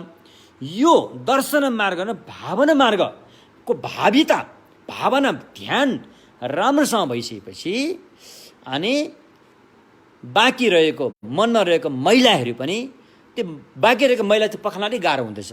हामीले लुगा धुँदाखेरि पनि अब मैलो कडा मैलो चाहिँ छिटै, तर मसिनो मैलालाई चाहिँ धेरै मिच्नुपर्छ, मिची धुनुपर्ने हुन्छ। यो मिसिनले पनि त्यसलाई सफा गर्न सक्दैन। त्यस्तै मनको त्यो मसिनो मैलो चाहिँ अलिक गाह्रो हुन्छ। त्यसलाई पखाल्नलाई चाहिँ फेरि उपाय चाहिँ त्यसको चाहिँ जुन विपक्षी भनौँ न, त्यसलाई हटाउने उपाय चाहिँ कडी क्राफ्टसँग प्रस्तुत हुनुपर्छ। कडी क्राफ्टसँग, त्यो कडी क्राफ्टसँग प्रस्तुत हुने अन्तिम अवस्थालाई चाहिँ वज्रोपम समाधि रे दोर्जे तबेतिङ्गी होइन। वज्रोपम समाधिले चाहिँ त्यसलाई तथास्तु भएर सबै निकालेर फ्याँकिदिन्छ। मनको मैल यसरी फ्याँकिदिन्छ कि कहिले पनि नफर्किने गरेर फ्याँकिदिन्छ। त्यो फ्याँकिसक्नको साथै अनि यो सम्मासन, यदि वो श्रावक ज्ञानमा गएको हो भने ऊ अरहतसम्म हुन्छ। यदि बोधिसत्व ज्ञानबाट गएको हो भने ऊ सम्मा सम्बुद्धै हुन्छ होइन। यस्तो किसिमले चाहिँ त्यो प्राप्त गर्छ अरे। अब यो भावना गर्ने जुन एउटा सिस्टम छ, तरिका छ, यसलाई चाहिँ 37 बोधिपाक्षिक धर्म भन्छन्। 37 बोधिपाक्षिक धर्म, बोधि सम्यक बुद्धत्वको त्यो पक्षमा लैजाने मार्ग भएकोले, त्यो बाटोबाट गयो भने बुद्धत्वमै पुग्ने भएकोले 37 बोधिपाक्षिक धर्म हुन्छ। यो श्रावक ज्ञानमा पनि छ होइन। श्रावक ज्ञानबाट गयो भने अरहतसम्म पुग्छ, त्यहाँबाट माथि जान सक्दैन। र बोधिसत्व ज्ञानबाट गएपछि सम्यक बुद्धत्वमै पुगिन्छ होइन। त्यो अभ्यास साधनालाई चाहिँ त्यसको चाहिँ क्लास गरेर त्यसलाई छुट्याएपछि 37 किसिमका हुन्छन् रे। 37 बोधिपाक्षिक धर्म यो क्रमैसँग आउँछ होइन। त्यो 37 कसरी बुझ्ने भनेर तपाईँलाई चिन्ता गर्नु पर्दैन। त्यो आफसाफ तपाईँले बुझिहाल्नुहुन्छ, आफसाफ बुझिहाल्नुहुन्छ। त्यसकारण 37 बोधिपाक्षिक धर्मलाई चाहिँ अनि मार्ग सत्यमा अभ्यास गर्छ। मार्ग सत्य, मार्ग बाटोमा, मार्ग र मार्ग सत्य भने दुईवटा हुन्छ फेरि, बुझ्नु भएन? मैले पहिले पनि भनिसकेँ, यो भगवानको मार्ग चाहिँ 5वटा छन्। सम्भार मार्ग, प्रयोग मार्ग, दर्शन मार्ग, भावना मार्ग र असैक्ष्य मार्ग भयो। सम्भार मार्ग र प्रयोग मार्ग चाहिँ सामान्य व्यक्तिहरूले अभ्यास गर्दाखेरि चाहिँ सम्भार मार्ग र प्रयोग मार्गसम्म पुग्न सकिन्छ। सामान्य व्यक्ति जसले सच्चाइको चाहिँ प्रत्यक्ष दर्शन पाएको छैन, त्यो व्यक्तिलाई चाहिँ सामान्य भनिन्छ। अब भगवानको भाषामा यसलाई चाहिँ पृथक जन, सोसोक्यो पृथक जन भनिन्छ। यो सामान्य मार्गबाट चाहिँ हामी कहाँसम्म पुग्न सक्छौँ? सामान्य व्यक्ति चाहिँ मार्गको कुन बिन्दुसम्म पुग्छ भन्दाखेरि चाहिँ सम्भार मार्ग र प्रयोग मार्गसम्म पुग्छ। त्यहाँबाट चाहिँ अनि आर्य मार्ग सुरु हुन्छ, दर्शन मार्ग। दर्शन मार्ग हुनसाथ तुरन्तै त्यसपछि चाहिँ भावना मार्ग सुरु भयो। भावना मार्गको अन्तिम बिन्दु चाहिँ वज्रोपम समाधि। वज्र जस्तै कठोर समाधिले चाहिँ मनको चाहिँ सूक्ष्म किसिमको मैला चाहिँ फ्याँकिदिने भएकोले त्यो समाधि ध्यानको नाम चाहिँ वज्र जस्तै समाधि रे। वज्र त कडा हुन्छ। त्यसपछि चाहिँ असैक्ष्य मार्ग। असैक्ष्य भनेको सिक्नै नपर्ने, सिक्नु पर्ने चिज सबै सिकिसकियो र सिक्नै नपर्ने भएपछि असैक्ष्य मार्ग, नो मोर लर्निङ होइन। अब सिक्नु केही बाँकी रहेन होइन। हाम्रो अन्तिम बिन्दु 0मा पुग्यो अब होइन।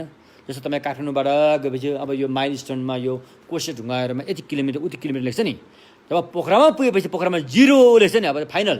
अब त्यहाँपछि अरू नम्बर त्यहाँ लागु भएन भने जस्तै अब असैक्ष्य मार्ग। अब बुद्ध भयो, बुद्ध भएपछि धर्म पनि गर्नु परेन होइन, उहाँको लागि केही गर्नु परेन, त्यस्तो अवस्थामा पुग्छ के। त्यसैले बुद्ध हुनु भनेको त्यस्तो खालको रहेछ कुरो। एवं प्रकारले यो 37 बोधिपाक्षिक धर्म अरे।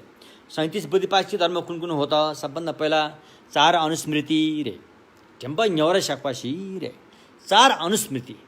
त्यसकारण ध्यानमा राख्नुपर्ने, होसमा राख्नुपर्ने, सम्झनामा राख्नुपर्ने 4वटा कुरो छन् रे। सम्झनु पर्ने 4वटा कुरो छन्। सम्झनु पर्ने रूप, सम्झनु पर्ने वेदना होइन, सम्झनु पर्ने मन, सम्झनु पर्ने अन्य धर्महरू, यी चारवटा कुराहरूलाई चाहिँ सम्झाउनुपर्छ अरे। मोटामोटी बुझ्ने भाषामा त्यो सम्झाउनु पर्ने चारवटा कुरा छन्, अनि छोड्नुपर्ने चारवटा कुरा छन्। याङ दप्र पौसी छोड्नुपर्ने चारवटा कुरा छन्। जुठुकी गाउँ बसी भनेपछि होइन, चमत्कार देखाउने चारवटा कुरा छन्। चमत्कार देखाउने चारवटा कुरा छन् भयो वाङबुङ्गा होइन। बसिता आफ्नो अधीनमा राख्न सक्ने पाँचवटा कुरा छन् होइन। तोपुङ्गा आफूमा आउने त्यो चाहिँ पाँचवटा हुन्छन् रे। झ्यासुपी यहाँलाई दुन होइन। बुद्धत्वमै पुर्याउने चाहिँ सातवटा कुरा छन् रे होइन। अनि आर्य आसाङ्गिक मार्ग होइन, बाटो चाहिँ फेरि 8 किसिमका छन् रे। यसो गरेर चारवटा सम्झाउनु पर्ने चारवटा, छोड्नु पर्ने चारवटा 8वटा भयो। शक्ति देखाउने चमत्कार देखाउने चारवटा जम्मा 12वटा भयो। आफ्नो अधीनमा हुनुपर्ने 5वटा 12, 13, 14, 15, 16, 17वटा भयो। आफूमा हुनुपर्ने 5वटा बल 17, 18, 19, 20, 21, 22वटा भयो। बुद्धत्वमा पुर्याउने चाहिँ पुर्याउने 7वटा कुरा 22, 23, 24, 25, 26, 27, 28, 29वटा भयो। अनि आर्य आसाङ्गिक मार्ग बाटो 8वटा छन्। 29, 30, 31, 32, 37, 37 बुद्धिपक्षी धर्म भने चाहिँ यसलाई भनिन्छ। यो चाहिँ श्रावकयानको पिटकमा पनि छ, महायानको पिटकमा पनि छ र वज्रयानको पिटकमा पनि छ। यो उल्लेख गरेको छ 37 बुद्धिपक्षी धर्म। हामीले धर्मम शरणम गच्छामि भन्छौँ नि, त्यो धर्म त के होला? यो पुस्तकको ठेलीहरूलाई भनेको त होइन नि त। धर्मम शरणम गच्छामि भनेको धर्म चाहिँ दुईवटा छन्। एउटा बाटो, एउटा त्यो बाटोले पुर्याउने बिन्दु, अन्तिम बिन्दु होइन। अन्तिम बिन्दु चाहिँ निर्वाणा। त्यसैले त्यो दुईवटालाई चाहिँ धम्मम शरण धर्म भयो, त्यसको शरणमा आउँछ भने हो नि त। एउटा चाहिँ बाटो, जुन बाटोबाट गएपछि निर्वाणमा पुर्याउँछ त्यो बाटो, जसलाई भगवानको भाषामा मार्ग सत्य लम्की देम्पा भनिन्छ भने। अर्को चाहिँ त्यो बाटोले पुर्याउने अवस्था निर्वाणा अरे। त्यो दुईवटालाई हामीले चाहिँ धर्मम शरणमा गच्छामि भनेको हो। त्यो बाटो चाहिँ यो 37 बुद्धिपक्षी धर्म हो। 37 बुद्धिपक्षी धर्मको साधना अभ्यास गरेरै निर्वाण प्राप्त हुन्छ अरे। बुझ्नु भएन कि? अब यो के हुन्थ्यो अहिले तल क्रमै आउने छ, तपाईँले बिस्तारै चाहिँ बुझ्नुहुनेछ, नहतारिनु होला। एवं प्रकारले अनि साधना गर्ने साधक साधिकाले समथ र विपसना दुईवटा मार्गले दुईवटा चाहिँ यो 37वटा कुराहरू सबै समेटिन्छ अरे। अघि 37वटा कुरा भन्यो नि, 37वटा कुराहरू चाहिँ समथ ध्यान र विपसना ध्यान, समथको साधना र विपसनाको साधनाले सबैलाई समेटिन्छ, दुईवटामा समेटिन्छ होइन। अब भगवानको वचन भने त्यस्तो हो। अब त्यसको फाँट लायो भने धेरै विशाल पनि हुन्छ, समेटियो भने अहिले हामीले पढ्छौँ नि एउटा सोरठेली बुम भन्छ नि, हिमपोथी खास पोथी हो। हामीले पति पोथी हिमपोथी प्रज्ञा पारमिता सोरठेली, त्यसलाई समेट्यो भनेदेखि एउटा मन्त्रमा सकिन्छ। त्यो के हो? तदेथा गते गते पारसम गते बोधि सोहा। यति पढेपछि सोरठेली बुम पढे समान भयो। सोरठेली बुमको अर्थ सबै यो भित्र छन् यति मन्त्रमा। गते गते पारसम गते बोधि सोहा अरे। गते भने जाऊ रे, यो भव सन्दर्भमा जाऊ। गते अझै जाऊ, पारगते परैसम्म जाऊ, अनि पारसम्म गते परैसँग राम्ररी जाऊ। अनि कहाँ पुग्छ? अनि बोधीमा पुग्छ। सोहा त्यहाँ सोहा भने पक्का, त्यहाँ पक्का भयो रे। गते गते पारसम्म छोटकरीमा भन्यो भने यो सोरठेली बुमको अर्थ यो मन्त्रभित्र छ, सबै समेटिन्छ। यसको फाँट लायो भने सोरठेली हुन्छ। फेरि भगवानको ज्ञान त्यस्तो हो। त्यसो अनि हामीले के बुझ्नु पर्यो त भन्दाखेरि यो 37वटा बुद्धिपाक्षिक धर्म पनि दुईटो कुरोमा समेटिन्छ, एउटा समथ, एउटा विपसना अरे। समथले हाम्रो चित्तलाई सम पार्छ, शान्त पार्छ, छरिन दिँदैन नि। चित्तलाई आफ्नो घरमा ल्याएर थपक्क राख्छ समथ। विपसना थपक्क राखेको चित्तले सत्यको दर्शन पाउँछ। सत्यलाई उसले चाहिँ दर्शन पाउँछ। त्यसलाई विपස්සना विदर्शना भनिन्छ। तसर्थ अहिले कतिपय हाम्रा धर्ममित्र साथीहरूले कतिपयमा भ्रम पनि छ, यो विपස්සना भनेको त महायानमा छैन कि क्या हो, वज्रयानमा छैन कि क्या हो, यो चाहिँ हाम्रो श्रावक यानमा मात्रै हो कि क्या हो भन्ने कुराहरू उठ्नु भएको छ हैन। त्यसकारण विपස්සना भनेको चाहिँ त्यो श्रावक यानमा छ, महायानमा छ, वज्रयानमा पनि छ। विपස්සना भनेको अनात्म दर्शन गर्ने कुरो आयो, त्यो तिनै यानमा छ। तर तपाईँ नाममा नफस्नु होला। त्यो त आर्य अवलोकितेश्वर ल, आर्य अवलोकितेश्वर यता त ईश्वर पनि मान्यो, आर्य अवलोकितेश्वर मान्यो भन्छु नि। नाममा नफस्नु होला, नाम मात्रै हो। तर वज्रयानदेखि लिएर महायान श्रावयान कसैले पनि संसारको सृष्टिकर्ता कोही ईश्वर शक्तिशाली भन्ने कुरा चाहिँ स्वीकारिएन। अनि संसार कसरी चल्छ भने यो कर्मले चलिरहेछ अरे। कर्मले, हामीहरू आफ्नो कर्मले संसार चलिरहेछ अरे। जब जब हाम्रो यो कर्म शुद्ध हुँदै जान्छ, यो त वातावरण संसारमा शुद्ध, यो त भइसक्यो, अहिले यही भइसक्यो। कोरोना आयो, हाम्रो कर्म शुद्ध हुँदै गयो। ल हेर्नुहोस् त, वातावरण कति शुद्ध भयो, खोलानाला कति शुद्ध भयो, पहाडहरू कति शुद्ध भयो, आकाश कति चाहिँ चहकिलो देखिन थाल्यो। त्यसकारण यो सारा कुरा चाहिँ हाम्रै कर्मबाट बनेका रहेछन्। जब जब मानिसले आफ्नो कर्मलाई शुद्ध बनाउँदै जान्छ, सबै चिज बाहिर शुद्ध हुँदै जान्छ अरे। भगवानले चाहिँ कर्ममा जोड दिनुभयो। कर्ममा जोड दिएपछि त्यसको फलको हकदार तिमी आफै हो। तिमीले कर्म गरिसकेपछि त्यो फल दिन कुनै अर्को शक्तिशाली कुनै आउनु पर्दैन। त्यो हकदार तिमी स्वयं आफैले पाउने हो भनियो। त्यसकारण बुद्धको भनाइ त्यस्तो हैन। तपाईँको घरमा कोही मान्छे आएर काम गर्यो, काम गरेपछि उसको ज्याला त उसको हक हो नि। तपाईँको हक मिल्दैन, तपाईँले दिन भन्ने मिल्दैन। त्यसकारण यदि तपाईँले दिँदैन भन्नुभयो भने तपाईँ लुच्चा हो हैन। तपाईँले मान्छेलाई शोषण गरेको हुनेछ, उसको मेहनतको ज्याला तपाईँले दिँदैन भनेपछि तपाईँ लुच्चा हुन्छ, शोषण गर्ने व्यक्ति हुन्छ। त्यसकारण आफ्नो कर्मको फलको जिम्मेवार आफै हो भनेर भगवानले भन्नुभयो। तिमीले राम्रो कर्म गर्यौ, त्यसको जिम्मेवार तिमी आफै छौ। खराब कर्म गर्यौ, यसको जिम्मेवार तिमी आफै छौ। खराब कर्म गर्ने व्यक्तिले चाहिँ खराब कर्मको फल पनि भोगिसकेको हुन्छ। शरीरले मात्रै अलिक भोग्न बाँकी होला, मनले त भोगिसकेको हुन्छ।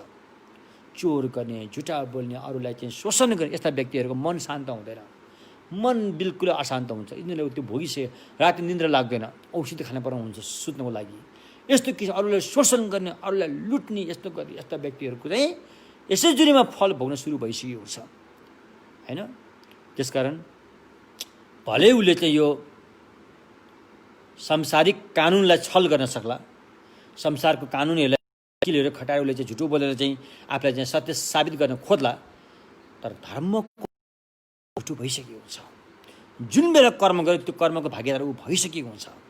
चाहे राम्रो कर्म चाहे नराम्रो कर्म उसले अरूलाई ढाँट्न सक्ला, आफैलाई ढाँट्न सक्दैन। हामीले अरूलाई ढाँट्न सकौँला, आफैलाई त जान्दछ उसले ढाँटेको, आफैलाई ढाँट्न सक्दैन। भगवानको पालामा दुईजना दाजुभाइ रहेछन्। अनि भगवान बुद्ध कहाँ गएर ल भगवान हामीले ज्ञान सिक्नु पर्यो भनेर ज्ञान सिक्न गएको अरे। अनि भगवानले ज्ञान त तिमीहरूसँगै छ नि भनेर भन्नुभयो। छैन भगवान, हामीसँग ज्ञान भए त हजुरकै किन आउँथ्यौँ र भनिन्छ। अनि भगवानले दुईवटा सुन्तला निकालिदिनु भएछ, एउटा दाइले एउटा भाइ, ल जाऊ तिमीहरू कहीँ गएर यो सुन्तला खाएर जो पहिला यहाँ आउँछ त्यसलाई चाहिँ ज्ञान सिकाएर म गुरु बनाउँछु भन्नुभएछ अरे।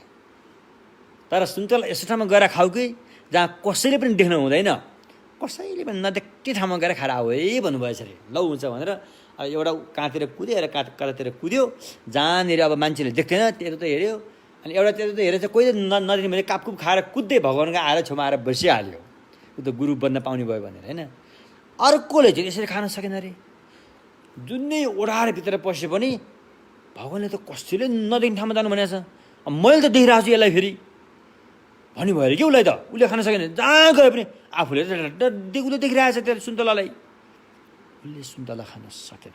ऊ फर्केर आयो अनि भगवान मैले यस्तो ठाउँ काहीँ पनि देखिनँ जहाँ कसैले नदेखेको होस्, किनकि त्यहाँ त मैले देख्छु, आफू स्वयंले त देखिरहेको हुन्छ।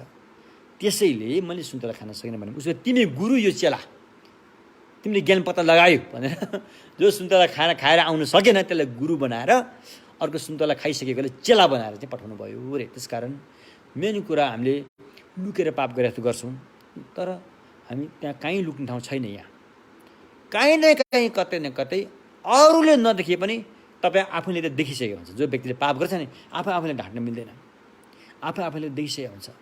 त्यसमा सारा यस्ता भगवान् बुद्धहरू 10 देशमा बस्नु भएको हुन्छ, उहाँहरूले नदेख्ने पनि कुरै हुँदैन। यस्ता बुद्धिसत्वहरू, यस्ता अर्हतहरू उहाँहरूसँग यति धेरै धेरै ज्ञानीहरू हुन्छ, उहाँहरूले नदेख्ने कुरै हुँदैन। त्यसो भएकोले हो अरूले कसैले देखेन म पाप गर्छु भनेर लुकछुप गरेर पाप गर्नु भनेको त्यो बेकार कुरा हो, होइन? त्यस्तो नदेख्ने ठाउँ, लुक्ने ठाउँ कहीँ पनि छैन, कहीँ पनि छैन। हो यसरी बुझ्नु होला।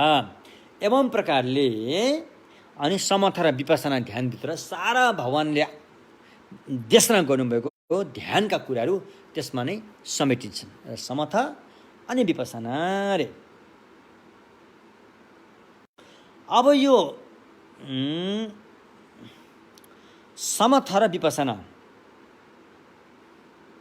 राम्रो हुँदै गएपछि अनि यसले के काम गर्छ भन्दाखेरि नेङेन लेन सेलवे फेनियोन रे, त्यो फाइदा पाउँछ रे। नेङेन लेन भनेको चाहिँ लुइकी नेङेन लेन, सेमकी नेङेन लेन भनेको छ। लुइकी नेङेन, अब नेङेन लेनलाई के भन्छ भने राम्रोसँग आएन यो नेपाली भाषामा। जस्तो हामी ध्यान बस्दाखेरि लुइकी नेङेन लेन भने शरीरमा समस्या छ भने शरीर गल्दै गल्दै गल्दै जान्छ अरे। त्यो शरीरको नेङेन लेन, शरीरको दोष। मनको दोष जब ध्यान बसिन्छ विभिन्न परिकल्पना आएर ध्यान चित्त एकाग्रता हुन दिँदैन अरे। त्यो मनको नेङेन लेन भयो, मनको दोष। यो दुईवटा दोष चाहिँ यो ध्यान राम्रो हुँदै गएपछि हट्दै जान्छ। हिजो पनि मैले भनेको छु, शरीर कपास जस्तै भएर जान्छ। जति ध्यान बसे पनि बसौँ जस्तो भएर जान्छ। मन चाहिँ एकाग्रत भएर जान्छ। जति समय बसे पनि नभड्किकन एउटै विषयवस्तुमा मन चाहिँ थपक्क बस्न सक्छ। यस्तो किसिमको फाइदाहरू चाहिँ ध्यानबाट पाइन्छ अरे। र यसरी जब ध्यानको अभ्यास उत्कृष्टमा पुगिसकेपछि छुइगुनिकी तिङ्गेजिन रे, छुइगुनिकी तिङ्गेजिन। अब यसलाई के भन्छ संस्कृत मलाई आएन। यो एक किसिमको ध्यानबाट प्राप्त भएको सद्गुणहरू हो। छुइगुन, छुए भनेको धम्म हो। भगवान् बुद्धले देशना गर्नु धम्म हेरेर छुए। गुण भनेको चाहिँ सदा सर्वदा, सधैँभरि। तिङ्गेजिन भनेको चाहिँ ध्यान। यो ध्यान प्राप्त भएपछि उसले चाहिँ सधैँभरि ज्ञान भगवान्बाटै सिधै ज्ञान सुनिरहन पाउँछ अरे। त्यो सद्गुण प्राप्त हुन्छ अरे, होइन? भगवान् कहाँ गएर भगवान्बाट सिधै ज्ञान सुन्न पाउने ध्यानलाई चाहिँ छुइगुनिकी तिङ्गेजिन रे, होइन? त्यस्तो चाहिँ ध्यानहरू प्राप्त हुँदै जान्छ अरे। अनि उसले चाहिँ ओहो आज त म ज्ञान सुन्न अमिताभ भगवान्का जानु पर्यो। अमिताभ कहाँ भन्नुहुन्छ? भगवान् अमिताभ सुखावती भुवनमा। आज म सुखावती भुवनमा गएर भगवान् अमिताभको मुखार बिन्दबाट ज्ञान सुन्छु भन्दै जान्छ अरे। हो यो ध्यान प्राप्त हुनेले। अब भोलि चाहिँ म चाहिँ पूर्वपट्टि अविरति भनी भगवान् रत्नसम्भवको भुवनमा गएर रत्नसम्भव भगवान्को मुखार बिन्दबाट ध्यान सुन्छु भनेर ऊ चाहिँ पूर्वतिर जान्छ अरे। होइन, रत्नसम्भव चाहिँ दक्षिणतर्फ, अनि पूर्वतर्फ चाहिँ अक्षेप्य भगवान् बुद्ध अरे। म पूर्वमा चाहिँ अक्षेप्य भगवान् बुद्धको चाहिँ बुद्ध भुवन छ, बुद्ध भूमि छ। म त्यहाँ गएर अक्षेप्य भगवान्बाट म ज्ञान सुन्छु भन्छ अरे। त्यहाँ पुग्छ अरे। फेरि त्यसपछि अब चाहिँ म दक्षिणतर्फ गएर अमोघ सिद्धि भगवान् बुद्ध चाहिँ दक्षिणतर्फ बस्नु भएको छ। हो त्यहाँ गएर अमोघ सिद्धि भगवान्को त्यो मुखार बिन्दबाट चाहिँ ज्ञान सुन्छु भनेर यसरी यो ध्यान प्राप्त भएपछि उसले चाहिँ निरन्तर धर्म श्रवण भगवान्कै मुखार बिन्दबाट सिधै उसले धर्म सुन्न सक्छ अरे। त्यो चमत्कार, त्यो ज्ञान उसलाई, त्यो सद्गुण प्राप्त हुन्छ अरे। यी सबै यो प्राप्त हुने चाहिँ समथा र विपसना ध्यानलाई राम्रोसँग गर्दै त्यसको चाहिँ निखार ल्याउँदै गएपछि अनि यस्तो सद्गुणहरू प्राप्त हुँदै जान्छन् रे।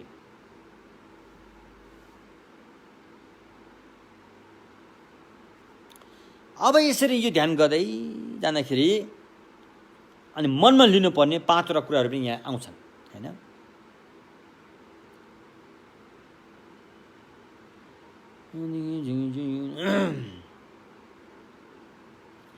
अनि उसले यो पनि जान्दछ नाम भने के हो, शब्द भने के हो, अक्षर भने के हो, नामको गन्ती कतिवटा हुन्छ, अक्षर कतिवटा हुन्छ, शब्द कति, यसो सारा सङ्ख्याहरू पनि उसले जान्दछ।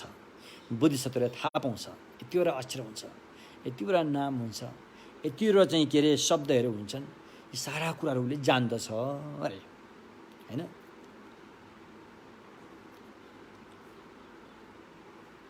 जस्तो कि कुनै अक्षर चाहिँ अब 50वटा होलान्, जब सम्बोट लिपि हो भने अलिकति कम पनि हुनसक्छ होइन। यतापट्टि अब आयु 14 भए तापनि सम्बोट लिपि इउएओ 4वटामा चाहिँ त्यो हुनसक्छ। यसो गरेर यसको गन्ती, अक्षरका गन्तीहरू पनि उसले राम्रोसँग जान्दछ अरे। त्यो अक्षर जम्मा भएर पैदा भएका नाम, अक्षर जम्मा भएपछि नाम पैदा हुन्छ, नाम पनि नाम अलि अगाडि त थप्दै गएपछि फेरि शब्दहरू पैदा हुन्छ। यिनीहरूको चाहिँ असङ्ख्य सीमा नै छैन रे, कति नाम र कतिसँग सीमा नै छैन रे। त्यो कुरा पनि बोधिसत्वले जान्नु, यो ध्यान प्राप्त गर्ने साधक साधिकाले जान्नुहुन्छ अरे।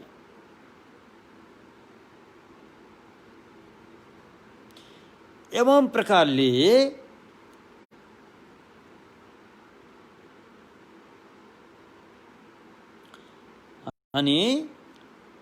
अनि साधक साधिकाले एवं प्रकारले अनि त्यो नामले के बतायो, नामले के अर्थ बताउँछ त्यो उसले जान्दछ।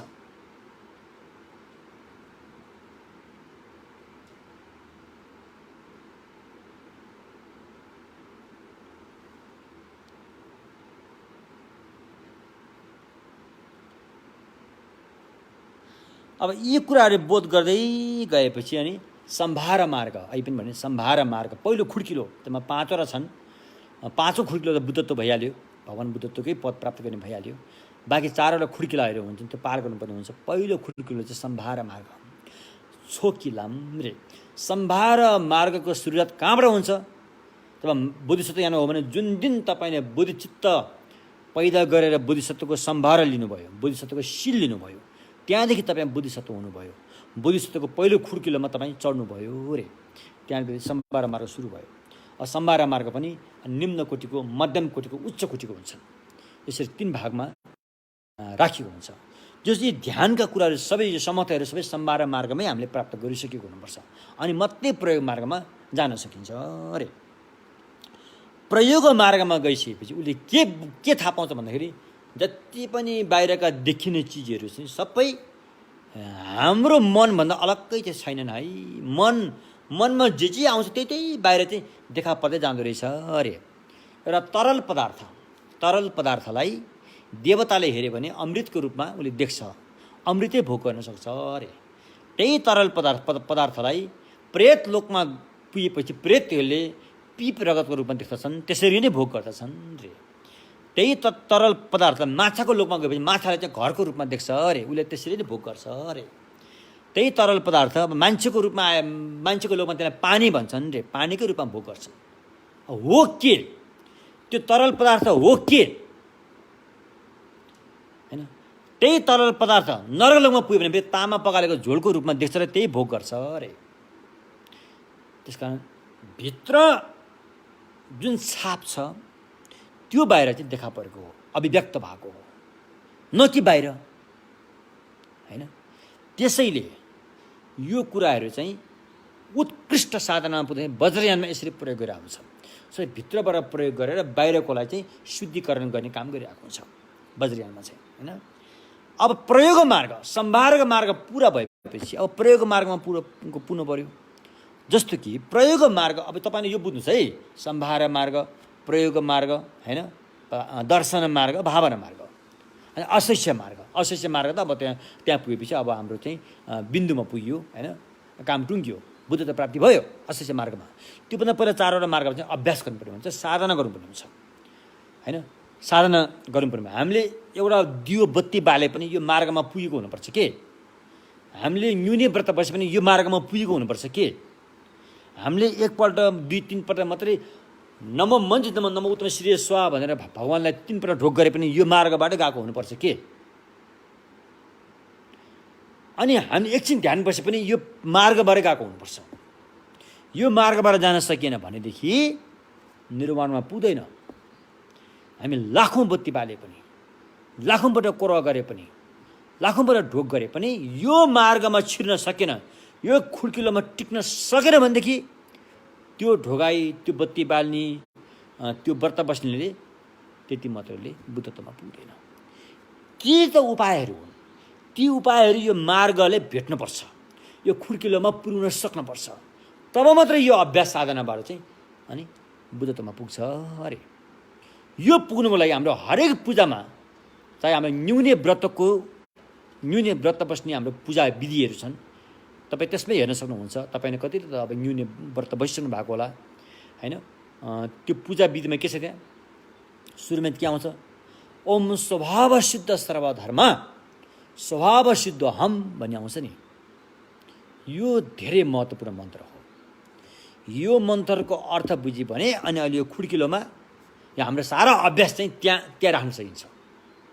बुद्ध हुने खुड्किलोमा राख्न सकिन्छ। होइन भने यो स्वभाव सिद्ध हो भन्ने कुरा बुझेन भने त्यो अभ्यास जति गरी त्यो चाहिँ सांसारिकतर्फ थुपार्ने, फेरि पुण्य त पाउँछ, फेरि फल भोग्नु त यहाँ आउनु पऱ्यो नि फेरि संसारमा। निर्वाणमा पुर्याउँदैन। त्यसैले निर्वाणमै पुर्याउनुको लागि हामीले एक दाना अमने पद्म मालाको एक गेडा एक दाना मात्रै गने तापनि त्यो धरी पनि यो खुड्किलोमा आइपुगेको हुनुपर्छ। तपाईँले तीर्थयात्रा गर्दाखेरि कहाँ जानुभयो? तीर्थयात्रा जान्छु भनेदेखिको हरेक पाइला पनि यो खुड्किलोमा आएको हुनुपर्छ होइन। तपाईँले कुनै एउटा पशु प्राणीलाई एक गाँस खाना दान दिएको पुण्य पनि यो खुड्किलोमा आएको हुनुपर्छ। तब मात्रै ती पुण्यहरू, ती उपायहरूले चाहिँ निर्वाणमा पुर्याउँछन्। यो खुड्किलोमा तपाईँ छिर्न सक्नु भएन भनेदेखि कुनै पनि हालतमा फेरि समस्याको जरीदेखि हुँदैन। त्यसरी हामी सम्भार मार्गमा कुनै पनि हालतमा चाहिँ हामी छिर्नै पर्छ होइन। यो तपाईँले नबिर्सनु होला। त सम्भार मार्गमा विशेष गरेर यो बुद्धिसत्व यानमा चाहिँ सम्भारको मार्गमा चाहिँ कहाँबाट छिरिन्छ त भन्दाखेरि चाहिँ जुन दिन तपाईँले बुद्धिचित्त डोला फ्यान्चेर साङ्गे डुबरेस्यो रे होइन, सबैको हितको लागि म बुद्ध बन्न सकौँ रे, त्यो 3 पल्ट वाचन गरेर जब तपाईँले बुद्धिसत्वको शील लिनुभयो, बुद्धिसत्वको अनुशासन लिनुभयो, त्यो दिनदेखि तपाईँ यो खुड्किलोमा आइपुग्यो। खुड्किलोभित्र यो ढोकाभित्र पस्यो भनौँ न अब हो। त्यस कारण हामीले कुनै पनि अभ्यास साधना गर्दाखेरि यो 5 खुड्किलो मात्रै पहिलो खुड्किलोको ढोकामा प्रवेश पाएको हुनुपर्छ। नत्र भने त्यसमा तपाईँ प्रवेश पाएको छैन भनेदेखि जतिसुकै अभ्यास जे गरे पनि फेरि संसारमै भोग्न आउनुपर्छ। त्यसको फल भोग्न चाहिँ फेरि संसारमा आउनुपर्छ। त्यसैले भगवान्ले के भन्नुभएको छ भन्दाखेरि संसार चाहिँ डरलाग्दो हो, संसारमा फस्ने काम गर्नु हुँदैन, संसारबाट उम्किने काम गर्नुपर्छ होइन भनेर भगवान्ले पनि त्यसै भन्नुभएको छ। त्यसैले सम्भार मार्ग छोकिलम छोकलम सम्भार रे, सम्भार होइन सम्भार, सम्भार सम भनेको सनातन रे, सनातन भनेको निरन्तरता रे, निरन्तर। त्यहाँ निरन्तर हुनु पर्यो रे। के हुनु पर्यो? भाव हुनु पर्यो रे। भाव भनेको भाविता अरे। अभ्यास साधना चाहिँ निरन्तर हुनुपर्छ। जबसम्म बुद्ध त प्राप्त गर्दैन तबसम्म निरन्तर हुनु पर्यो रे। बिच छुट्नु भएन। भाविता अरे। अनि त्यो कसरी हुने त निरन्तर? करकापले हो भने रति रे, उत्साहका साथ हुनु पर्यो, खुसीका साथ हुनु पर्यो। त्यसैले सम्भार मार्ग होइन। त्यसकारण यो सम्भार मार्गमा चाहिँ हामी पहिला प्रवेश गर्ने द्वार हो। मोक्ष निर्वाणमा पुग्ने पहिलो द्वार। त्यो द्वारभित्र हामी पस्न सफल हुनु पर्यो पहिला। अहिले तपाईँ कहाँनिर हुनुहुन्छ, हामी कहाँनिर छौँ, आफैले हामीले मूल्याङ्कन गर्न सकिन्छ। हामी कुन त्यो सम्भार मार्गको द्वारभित्र छिर्न सफल भएका छौँ कि छैनौँ, यी अहिले पनि हामी बाहिरै छौँ, त्यो आफैले मूल्याङ्कन गरेर बुझ्न सक्नुपर्छ। त्यसकारण सबभन्दा पहिला सम्भार मार्गमा हामी पस्नै पर्यो होइन। सम्भार मार्गमा पस्नको लागि सबभन्दा पहिला तपाईँले चाहिँ के गर्नुपर्छ? हाम्रो बुद्धिसत्व यानमा के गरिन्छ? सबभन्दा पहिला हामीले टाप्चे गराइन्छ अरे। सम्भार मार्गमा पस्नको लागि सबभन्दा पहिला टाप्चे गराइन्छ। टाप्चे भनेको चूडाकर्म। चूडाकर्म भनेको चाहिँ हाम्रो शरीरको जो हाम्रो अब हामीले के बुझ्छौँ भन्दाखेरि चाहिँ यो संसारमा जहाँ पनि सुरक्षित छैन भन्ने कुरा हामीले जान्दछौँ। कसैको काख पनि सुरक्षित छैन। स्वास्नी, लोग्नी, बाउ, आमा, छोराछोरी कसैको काख पनि सुरक्षित छैन। जहाँ पनि सन्चो छैन भन्ने कुरा हामीले जान्दछौँ। त्यो जानिसकेपछि जहाँ सन्चो छैन त्यहाँ त सियोले चुबेको जस्तो छ, जहाँ टेके पनि बिजाउने। अब त्यो सियोको चुबाइबाट हामी मुक्त हुन चाहन्छौँ। मुक्त हुनुलाई हामीले बाटो खोज्नुपर्छ। यसै मुक्त हुँदैन फेरि, किनकि यो सियोले चुबेको अहिलेदेखि होइन, अनादिकालदेखि यो घटना भइरहेकोले अब यसबाट मुक्त हुनलाई बाटो खोज्नुपर्छ अरे। बाटो खोज्दाखेरि चाहिँ यो बाटो पत्ता कसले लाग्यो त? अनि सम्यक भगवान। अहिले हाम्रा गुरु को त? शाक्यमुनि भगवान बुद्ध। हाम्रो गुरु भनौँ कि हामीलाई चाहिँ सत्मार्ग देखाउनु भनौँ कि होइन, हामीलाई सुरक्षित काख भनेको भगवान हुनुहुन्छ, शाक्यमुनि भगवान होइन। त्यसकारण उहाँको काख चाहिँ सुरक्षित छ अरे। कसरी सुरक्षित छ उहाँको काख? किनकि उहाँले चाहिँ हामीलाई संसारको यो चक्रको भुमरीबाट बाहिर निस्कने बाटो उहाँलाई जान्नुहुन्छ अरे। जान्नुहुन्छ, जान्ने मात्रै होइन, कठैबरा भनेर उहाँले हामीलाई करुणा पनि गर्नुहुन्छ अरे। करुणा मात्रै गरेर पुग्दैन, र त्यो बाटोमा हिँड्ने उहाँ आफू स्वयं पनि हिँडेर त्यो क्षमता भएको कुरा पनि उहाँले बताउनुहुन्छ अरे। त्यसकारण उहाँ भगवानसँग जान्ने ज्ञान पनि छ, अरूलाई उद्धार गर्ने भावना करुणा पनि छ, उद्धार गर्न सक्ने क्षमता पनि छ। यो तीनटा सद्गुणले सम्पन्न हुनुभएकोले अनि भगवान बुद्धको काख चाहिँ सुरक्षित छ अरे। सुरक्षित भएपछि अनि हामी बुद्ध शरण गच्छामी। अनि सुरक्षित काखमा हामी जानु पर्यो। लो पानी पर्यो, असिना आयो, पानी पर्यो, असिना झऱ्यो भनेर आफू पानीमा भिजेर असिना चुटिएर सुरक्षित त हुँदैन। ओडार त खोज्नु पर्यो नि, छाता के खोज्नु पर्यो नि, त्यस्तै उम्किने बाटो त खोज्नु पर्यो नि। हो, त्यो खोज्ने बाटो चाहिँ भगवानले मात्रै जान्नुहुन्छ, किनकि उहाँ स्वयं गएर त्यसलाई चाहिँ साक्षात्कार गर्नुभएको छ। भगवानले उहाँ स्वयं त्यो बाटोबाट गएर त्यो बाटोलाई साक्षात्कार गर्नुभएको छ र उहाँले जान्नुहुन्छ। जबसम्म आफूले प्रत्यक्ष रूपमा देख्दैन, प्रत्यक्ष रूपमा थाहा हुँदैन तबसम्म त्यसबारेमा उसले चाहिँ जस्ताको तस्तै भन्न सक्दैन। होला कतिपय कुरा अनुमानबाट पनि भन्न सकिन्छ। त्यो त्यो डाँडामा आगो छ, धुवा हुरुर आएको छ, किनकि यो भान्साघरमा धुवा आयो, यहाँ आगो भएर धुवा आएको भने जसरी हामीले यहाँ आगो देख्छौँ त्यहाँ आगो त देखिन्न। हामीलाई आगो मात्रै छ भने मात्रै जानकारी हुन्छ, तर त्यहाँ आगो के को छ? चन्दनको काठको आगो हो कि सालको काठको आगो हो कि सल्लाहको आगो थाहा त हुँदैन हामीलाई। त्यस्तै जबसम्म हामीले छर्लङ्गै देखिँदैन तबसम्म त्यसबारेमा हामीले निर्धक्कसँग अरूलाई बताउन सकिन्न अरे। त्यसरी भगवानले चाहिँ यो भवचक्रबाट अनादिकालदेखि यो भुमरीबाट फुत्त निस्केर जाने बाटो चाहिँ भगवानले जान्नुभयो। उहाँ स्वयं पनि त्यही बाटोबाट गएर उहाँ भगवान बन्नुभयो र उहाँलाई थाहा छ कुन बाटोबाट गएर चाहिँ भवचक्रबाट निस्किन सकिन्छ र कुन बाटोबाट गएर निस्किन सकिन्न भन्ने कुरा चाहिँ उहाँले भरि भान्ति जान्नुहुन्छ, प्रत्यक्ष रूपमा जान्नुहुन्छ, साक्षात् रूपमा जान्नुहुन्छ भनेर बल्ल अनि बुद्ध शरणम गच्छामी भने। बुद्ध शरण गच्छामी भनेको मन्त्र लर्तर मन्त्र होइन यो। साङ्ग्यलाई क्याप्सु भनेको मन्त्र लर्तर मन्त्र होइन यो। साङ्ग्यलाई क्याप्सु बुद्ध शरण गच्छामी भनेको चाहिँ कहीँ सुरक्षित छैन। भगवान बुद्धको काख बाहेक मैले सुरक्षित ठाउँ कहीँ पनि देखिनँ, कहीँ पनि सन्चो हुने ठाउँ देखिनँ भनेको नि त्यो त। त्यसमा यो लर्तर भनाइ होइन यो बुद्ध शरण गच्छामी भनेको। त्यसकारण अनि बुद्ध शरण गच्छामी भइसकेपछि म बुद्धको शरण आएँ भन्नको लागि त्यहाँ एउटा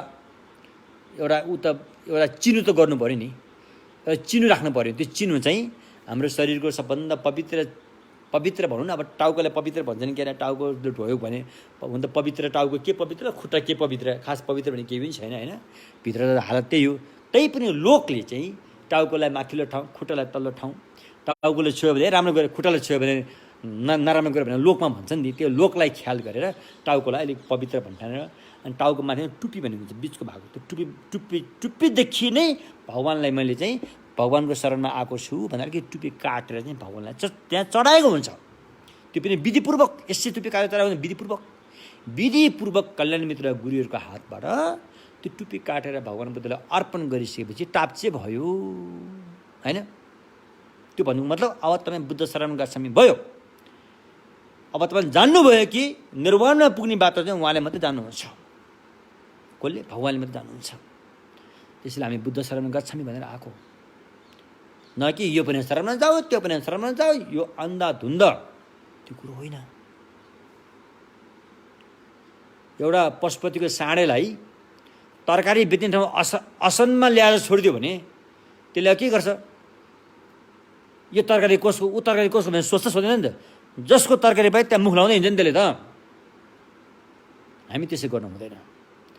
धम्म भन्ने चिज चाहिँ भावचक्रबाट कसरी उम्किन्छ, निर्वाण प्राप्त कसरी हुन्छ, निर्वाणै प्राप्त गर्ने हो भने यसको विकल्प छैन हैन। अब तपाईँले निर्वाणै प्राप्त गर्ने होइन अरूले प्राप्त गर्ने हो भने त्यसमा मेरो भन्नु के पनि छैन। त्यसकारण हामी बुद्ध शरणमा गच्छामी भनिसकेपछि फेरि काखीमा भाले च्यापेर मन्दिर धाउने, फेरि बोका कालो बोकालाई चाहिँ घिद्रामा चाहिँ दाम्न लगाएर चाहिँ देवीको मन्दिर अथवा कुनै पनि के अब ठाउँमा धाउने, त्यहाँ काटेर बलि दिने, यस्ता कामहरू गर्न उचित हुँदैन, सुहाउँदैन। भगवानको शिष्यहरूले यस्तो काम गरेको सुहाउँदैन हैन। भगवानले यो शाकाहारी खाना खाँदाखेरि त कस्तो अप्ठ्यारो मात्र खानुहुन्थ्यो। शाकाहारी खाना पनि यति सजिलो छैन नि त। शाकाहारी खाना पनि यति सजिलोसँग आउँदैन। जसरी मांसाहारी खाना यति सजिलो छैन, अरूको ज्यान हत्या नगरिकन आउँदैन, त्यसै शाकाहारी खाना पनि, अधिकांश शाकाहारी खाना पनि अरूको ज्यान हत्या नगरिकन आउँदैन। फेरि चामल भात, अहिले हामीले भातलाई शाकाहारी भन्छौँ, भात खायो भने पाप छैन भन्छौँ, तर चामल उमार्नलाई यति धेरै हत्या गर्नुपर्छ कि सबभन्दा बढी हत्या चाहिँ खेतमा हुन्छ। कयौँ किराहरू मारेर होइन, अनि किसानले चामल उमार्छ। त्यसकारण शाकाहारी खाँदाखेरि पनि यति सजिलो छैन भनेर यस्तो चाहिँ मनमा लिने व्यक्तिहरूले अनि अरूको हत्या गर्ने काहीँ गर्छ, गर्दै गरेन नि। त्यो त उचितै भएन। त्यो त एउटा लाज मर्ने कुरा भयो, लाज मर्ने कुरा। अझै मैले के भन्ने गरेछ, नेपाली भएको नाताले हाम्रो ज्ञानको बुवा को, हाम्रो ज्ञानको बाउ त भगवान बुद्ध हो हैन। कर्मको बाउ पो अब हामीले जन्म दिने बुवाहरू भयो। हाम्रो ज्ञानको बुवा त भगवान बुद्ध हो। नेपालको ज्ञानको बुवा त बाबु भनेको चाहिँ भगवान बुद्ध हो। ती बाउका शाखा सन्तानहरूले अनि बाउले नगर भनेको त्यस्ता पाप कर्म गर्न थाल्यो भने त लाज मान्ने कुरा हो नि हैन। अब बाध्यताले गर्ने भन्ने कुरा अर्को हो है। फेरि आफ्नो जीवन धान्नलाई नै उसले त्यसो अरू उपाय छैन भने चाहिँ त्यो अर्को कुरा हो। फेरि बाध्यताले गरेको, तर अरू उपाय पनि सबै हुँदा हुँदै पनि फोकटमा पाप कमाउन गएर फोकटमै हो। त्यो बेकारमा दुई दिन चिरेप्प जाने पापको भारी बोक्नु भनेको त्यो फोकटमा हो। त्यो अनावश्यक रूपमा। त्यसकारण बाध्यतालाई गर्नु भन्ने कुरा अर्कै कुरा हो। तर अरू उपायबाट पनि उसको जीवन धान्न सक्छ भने अनि हत्यामा किन आफू संलग्न हुनु, चोरी काम किन गर्नु, त्यस्तो हो नि त। त्यसैले भगवानले भन्नुभयो जीवन शान्तमय जीवन यापन गर्यो भने पञ्चशील पालन गर्नु, यति भएपछि पुग्छ अरे।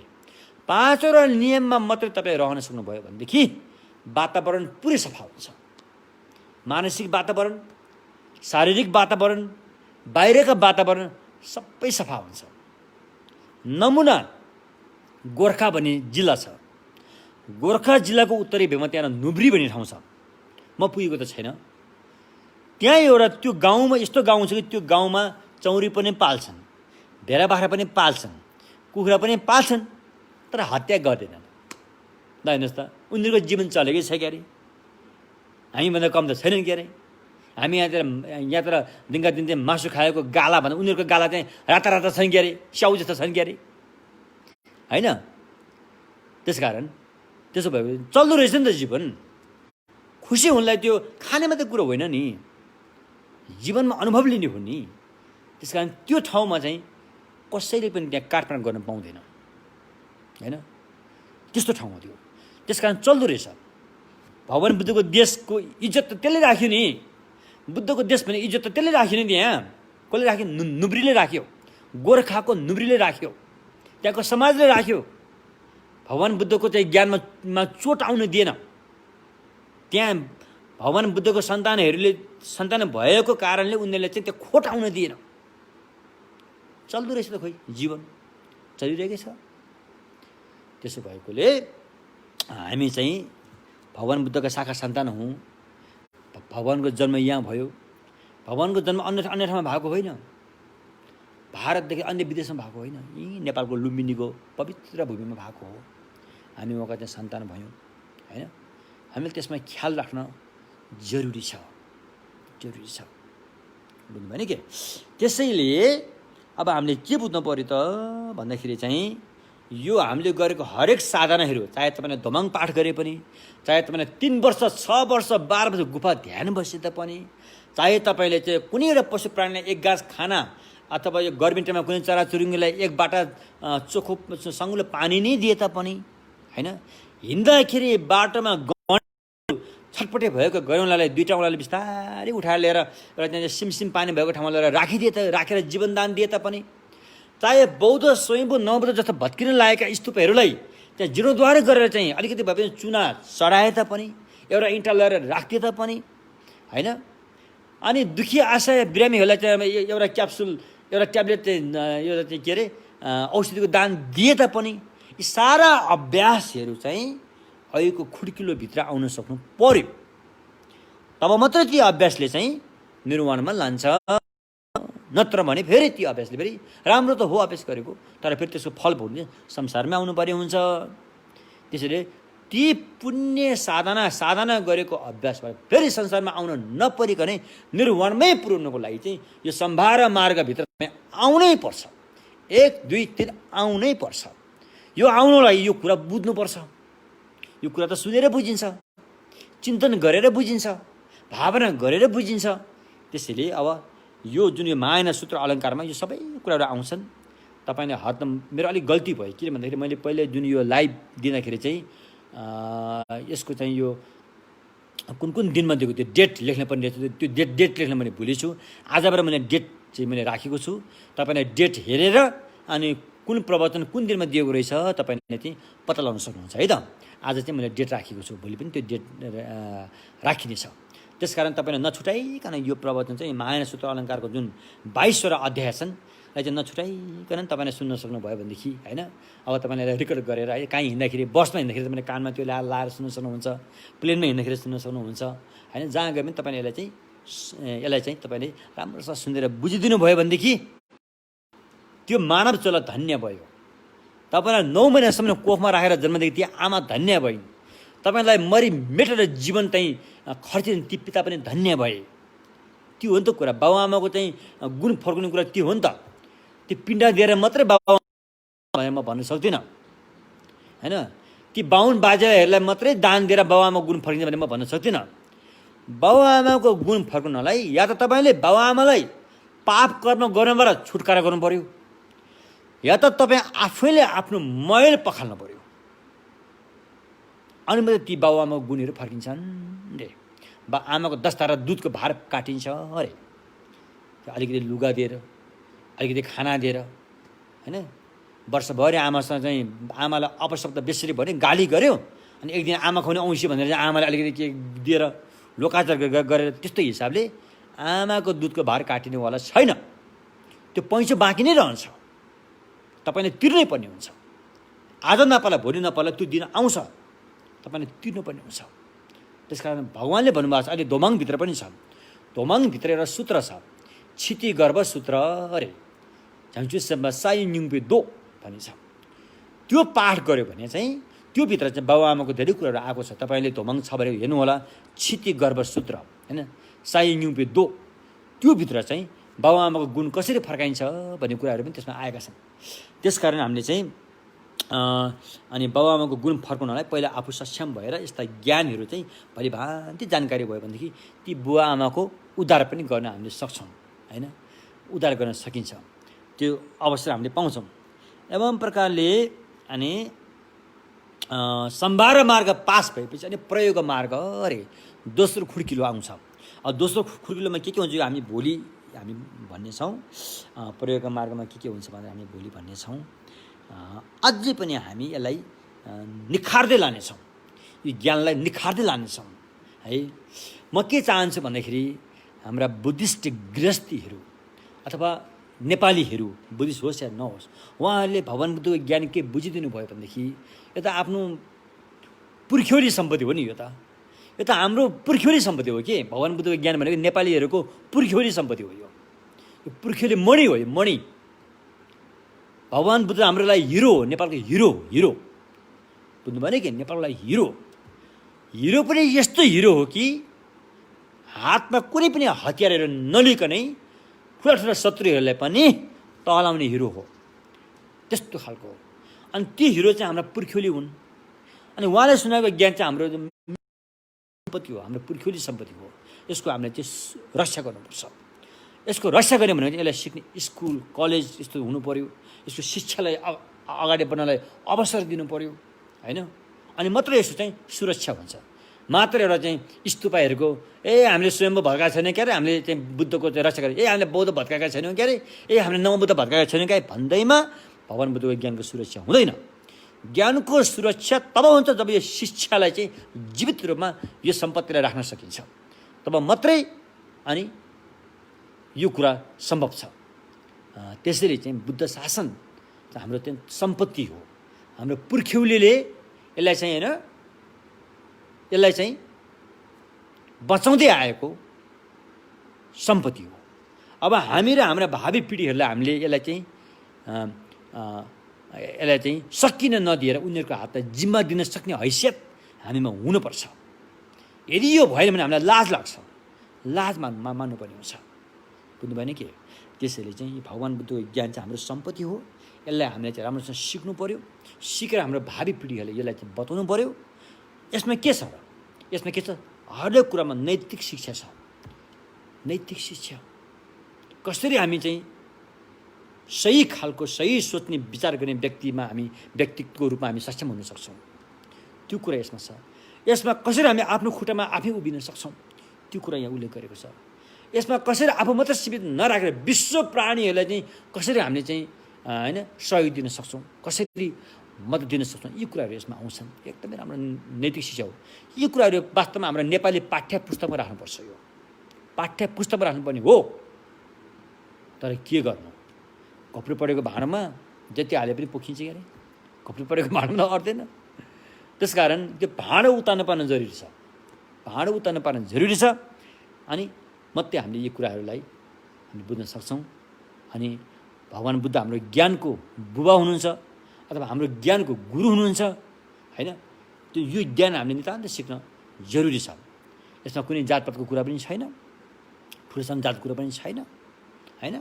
जसले सक्यो सबैको लागि ढोका खुल्ला छ। यो त्यस्तो हो। धेरै यसमा जबरजस्ती गरेर त यो गर्नुपर्छ भन्ने कुरा छैन। मात्र एउटा नेपाली भएको नाताले, नेपालमा जन्मेका हाम्रा पुर्खाले जुन आज विश्वलाई दिएको जुन मणि छ, जुन सम्पत्ति छ, त्यसको सुरक्षा गर्नु हाम्रो दायित्व हो, हाम्रो कर्तव्य पनि हो भन्ने कुरा म सबैलाई यो कुरा जानकारी दिँदै आजको प्रवचनमा यहाँ टुङ्ग्याउँछु। बाँकी प्रवचन फेरि भोलिबाट सुरु हुन्छ यति भन्दै। अनि अझै पनि केही प्रश्नहरू छन् भने तपाईँले यही फेसबुकबाट तपाईँले राख्न सक्नुहुन्छ र म भोलि फेरि त्यसको उत्तर दिने म कोसिस गर्छु यति भन्दै। अनि हामीले यो अध्यापन गरेको पुण्यबाट चाहिँ यो शीघ्र महामारी रोगबाट स्वस्थ लाभ भएर अन्ततः बुद्धि ज्ञान प्राप्त गर्न सकोस् भनेर चाहिँ पुण्य परिणाम गर्ने। सोनम दिए थम जे शिव थम्ने बेडना फम्जे के गा नाचे बलौँ ठुपा सिपे छोले डोवा डोलो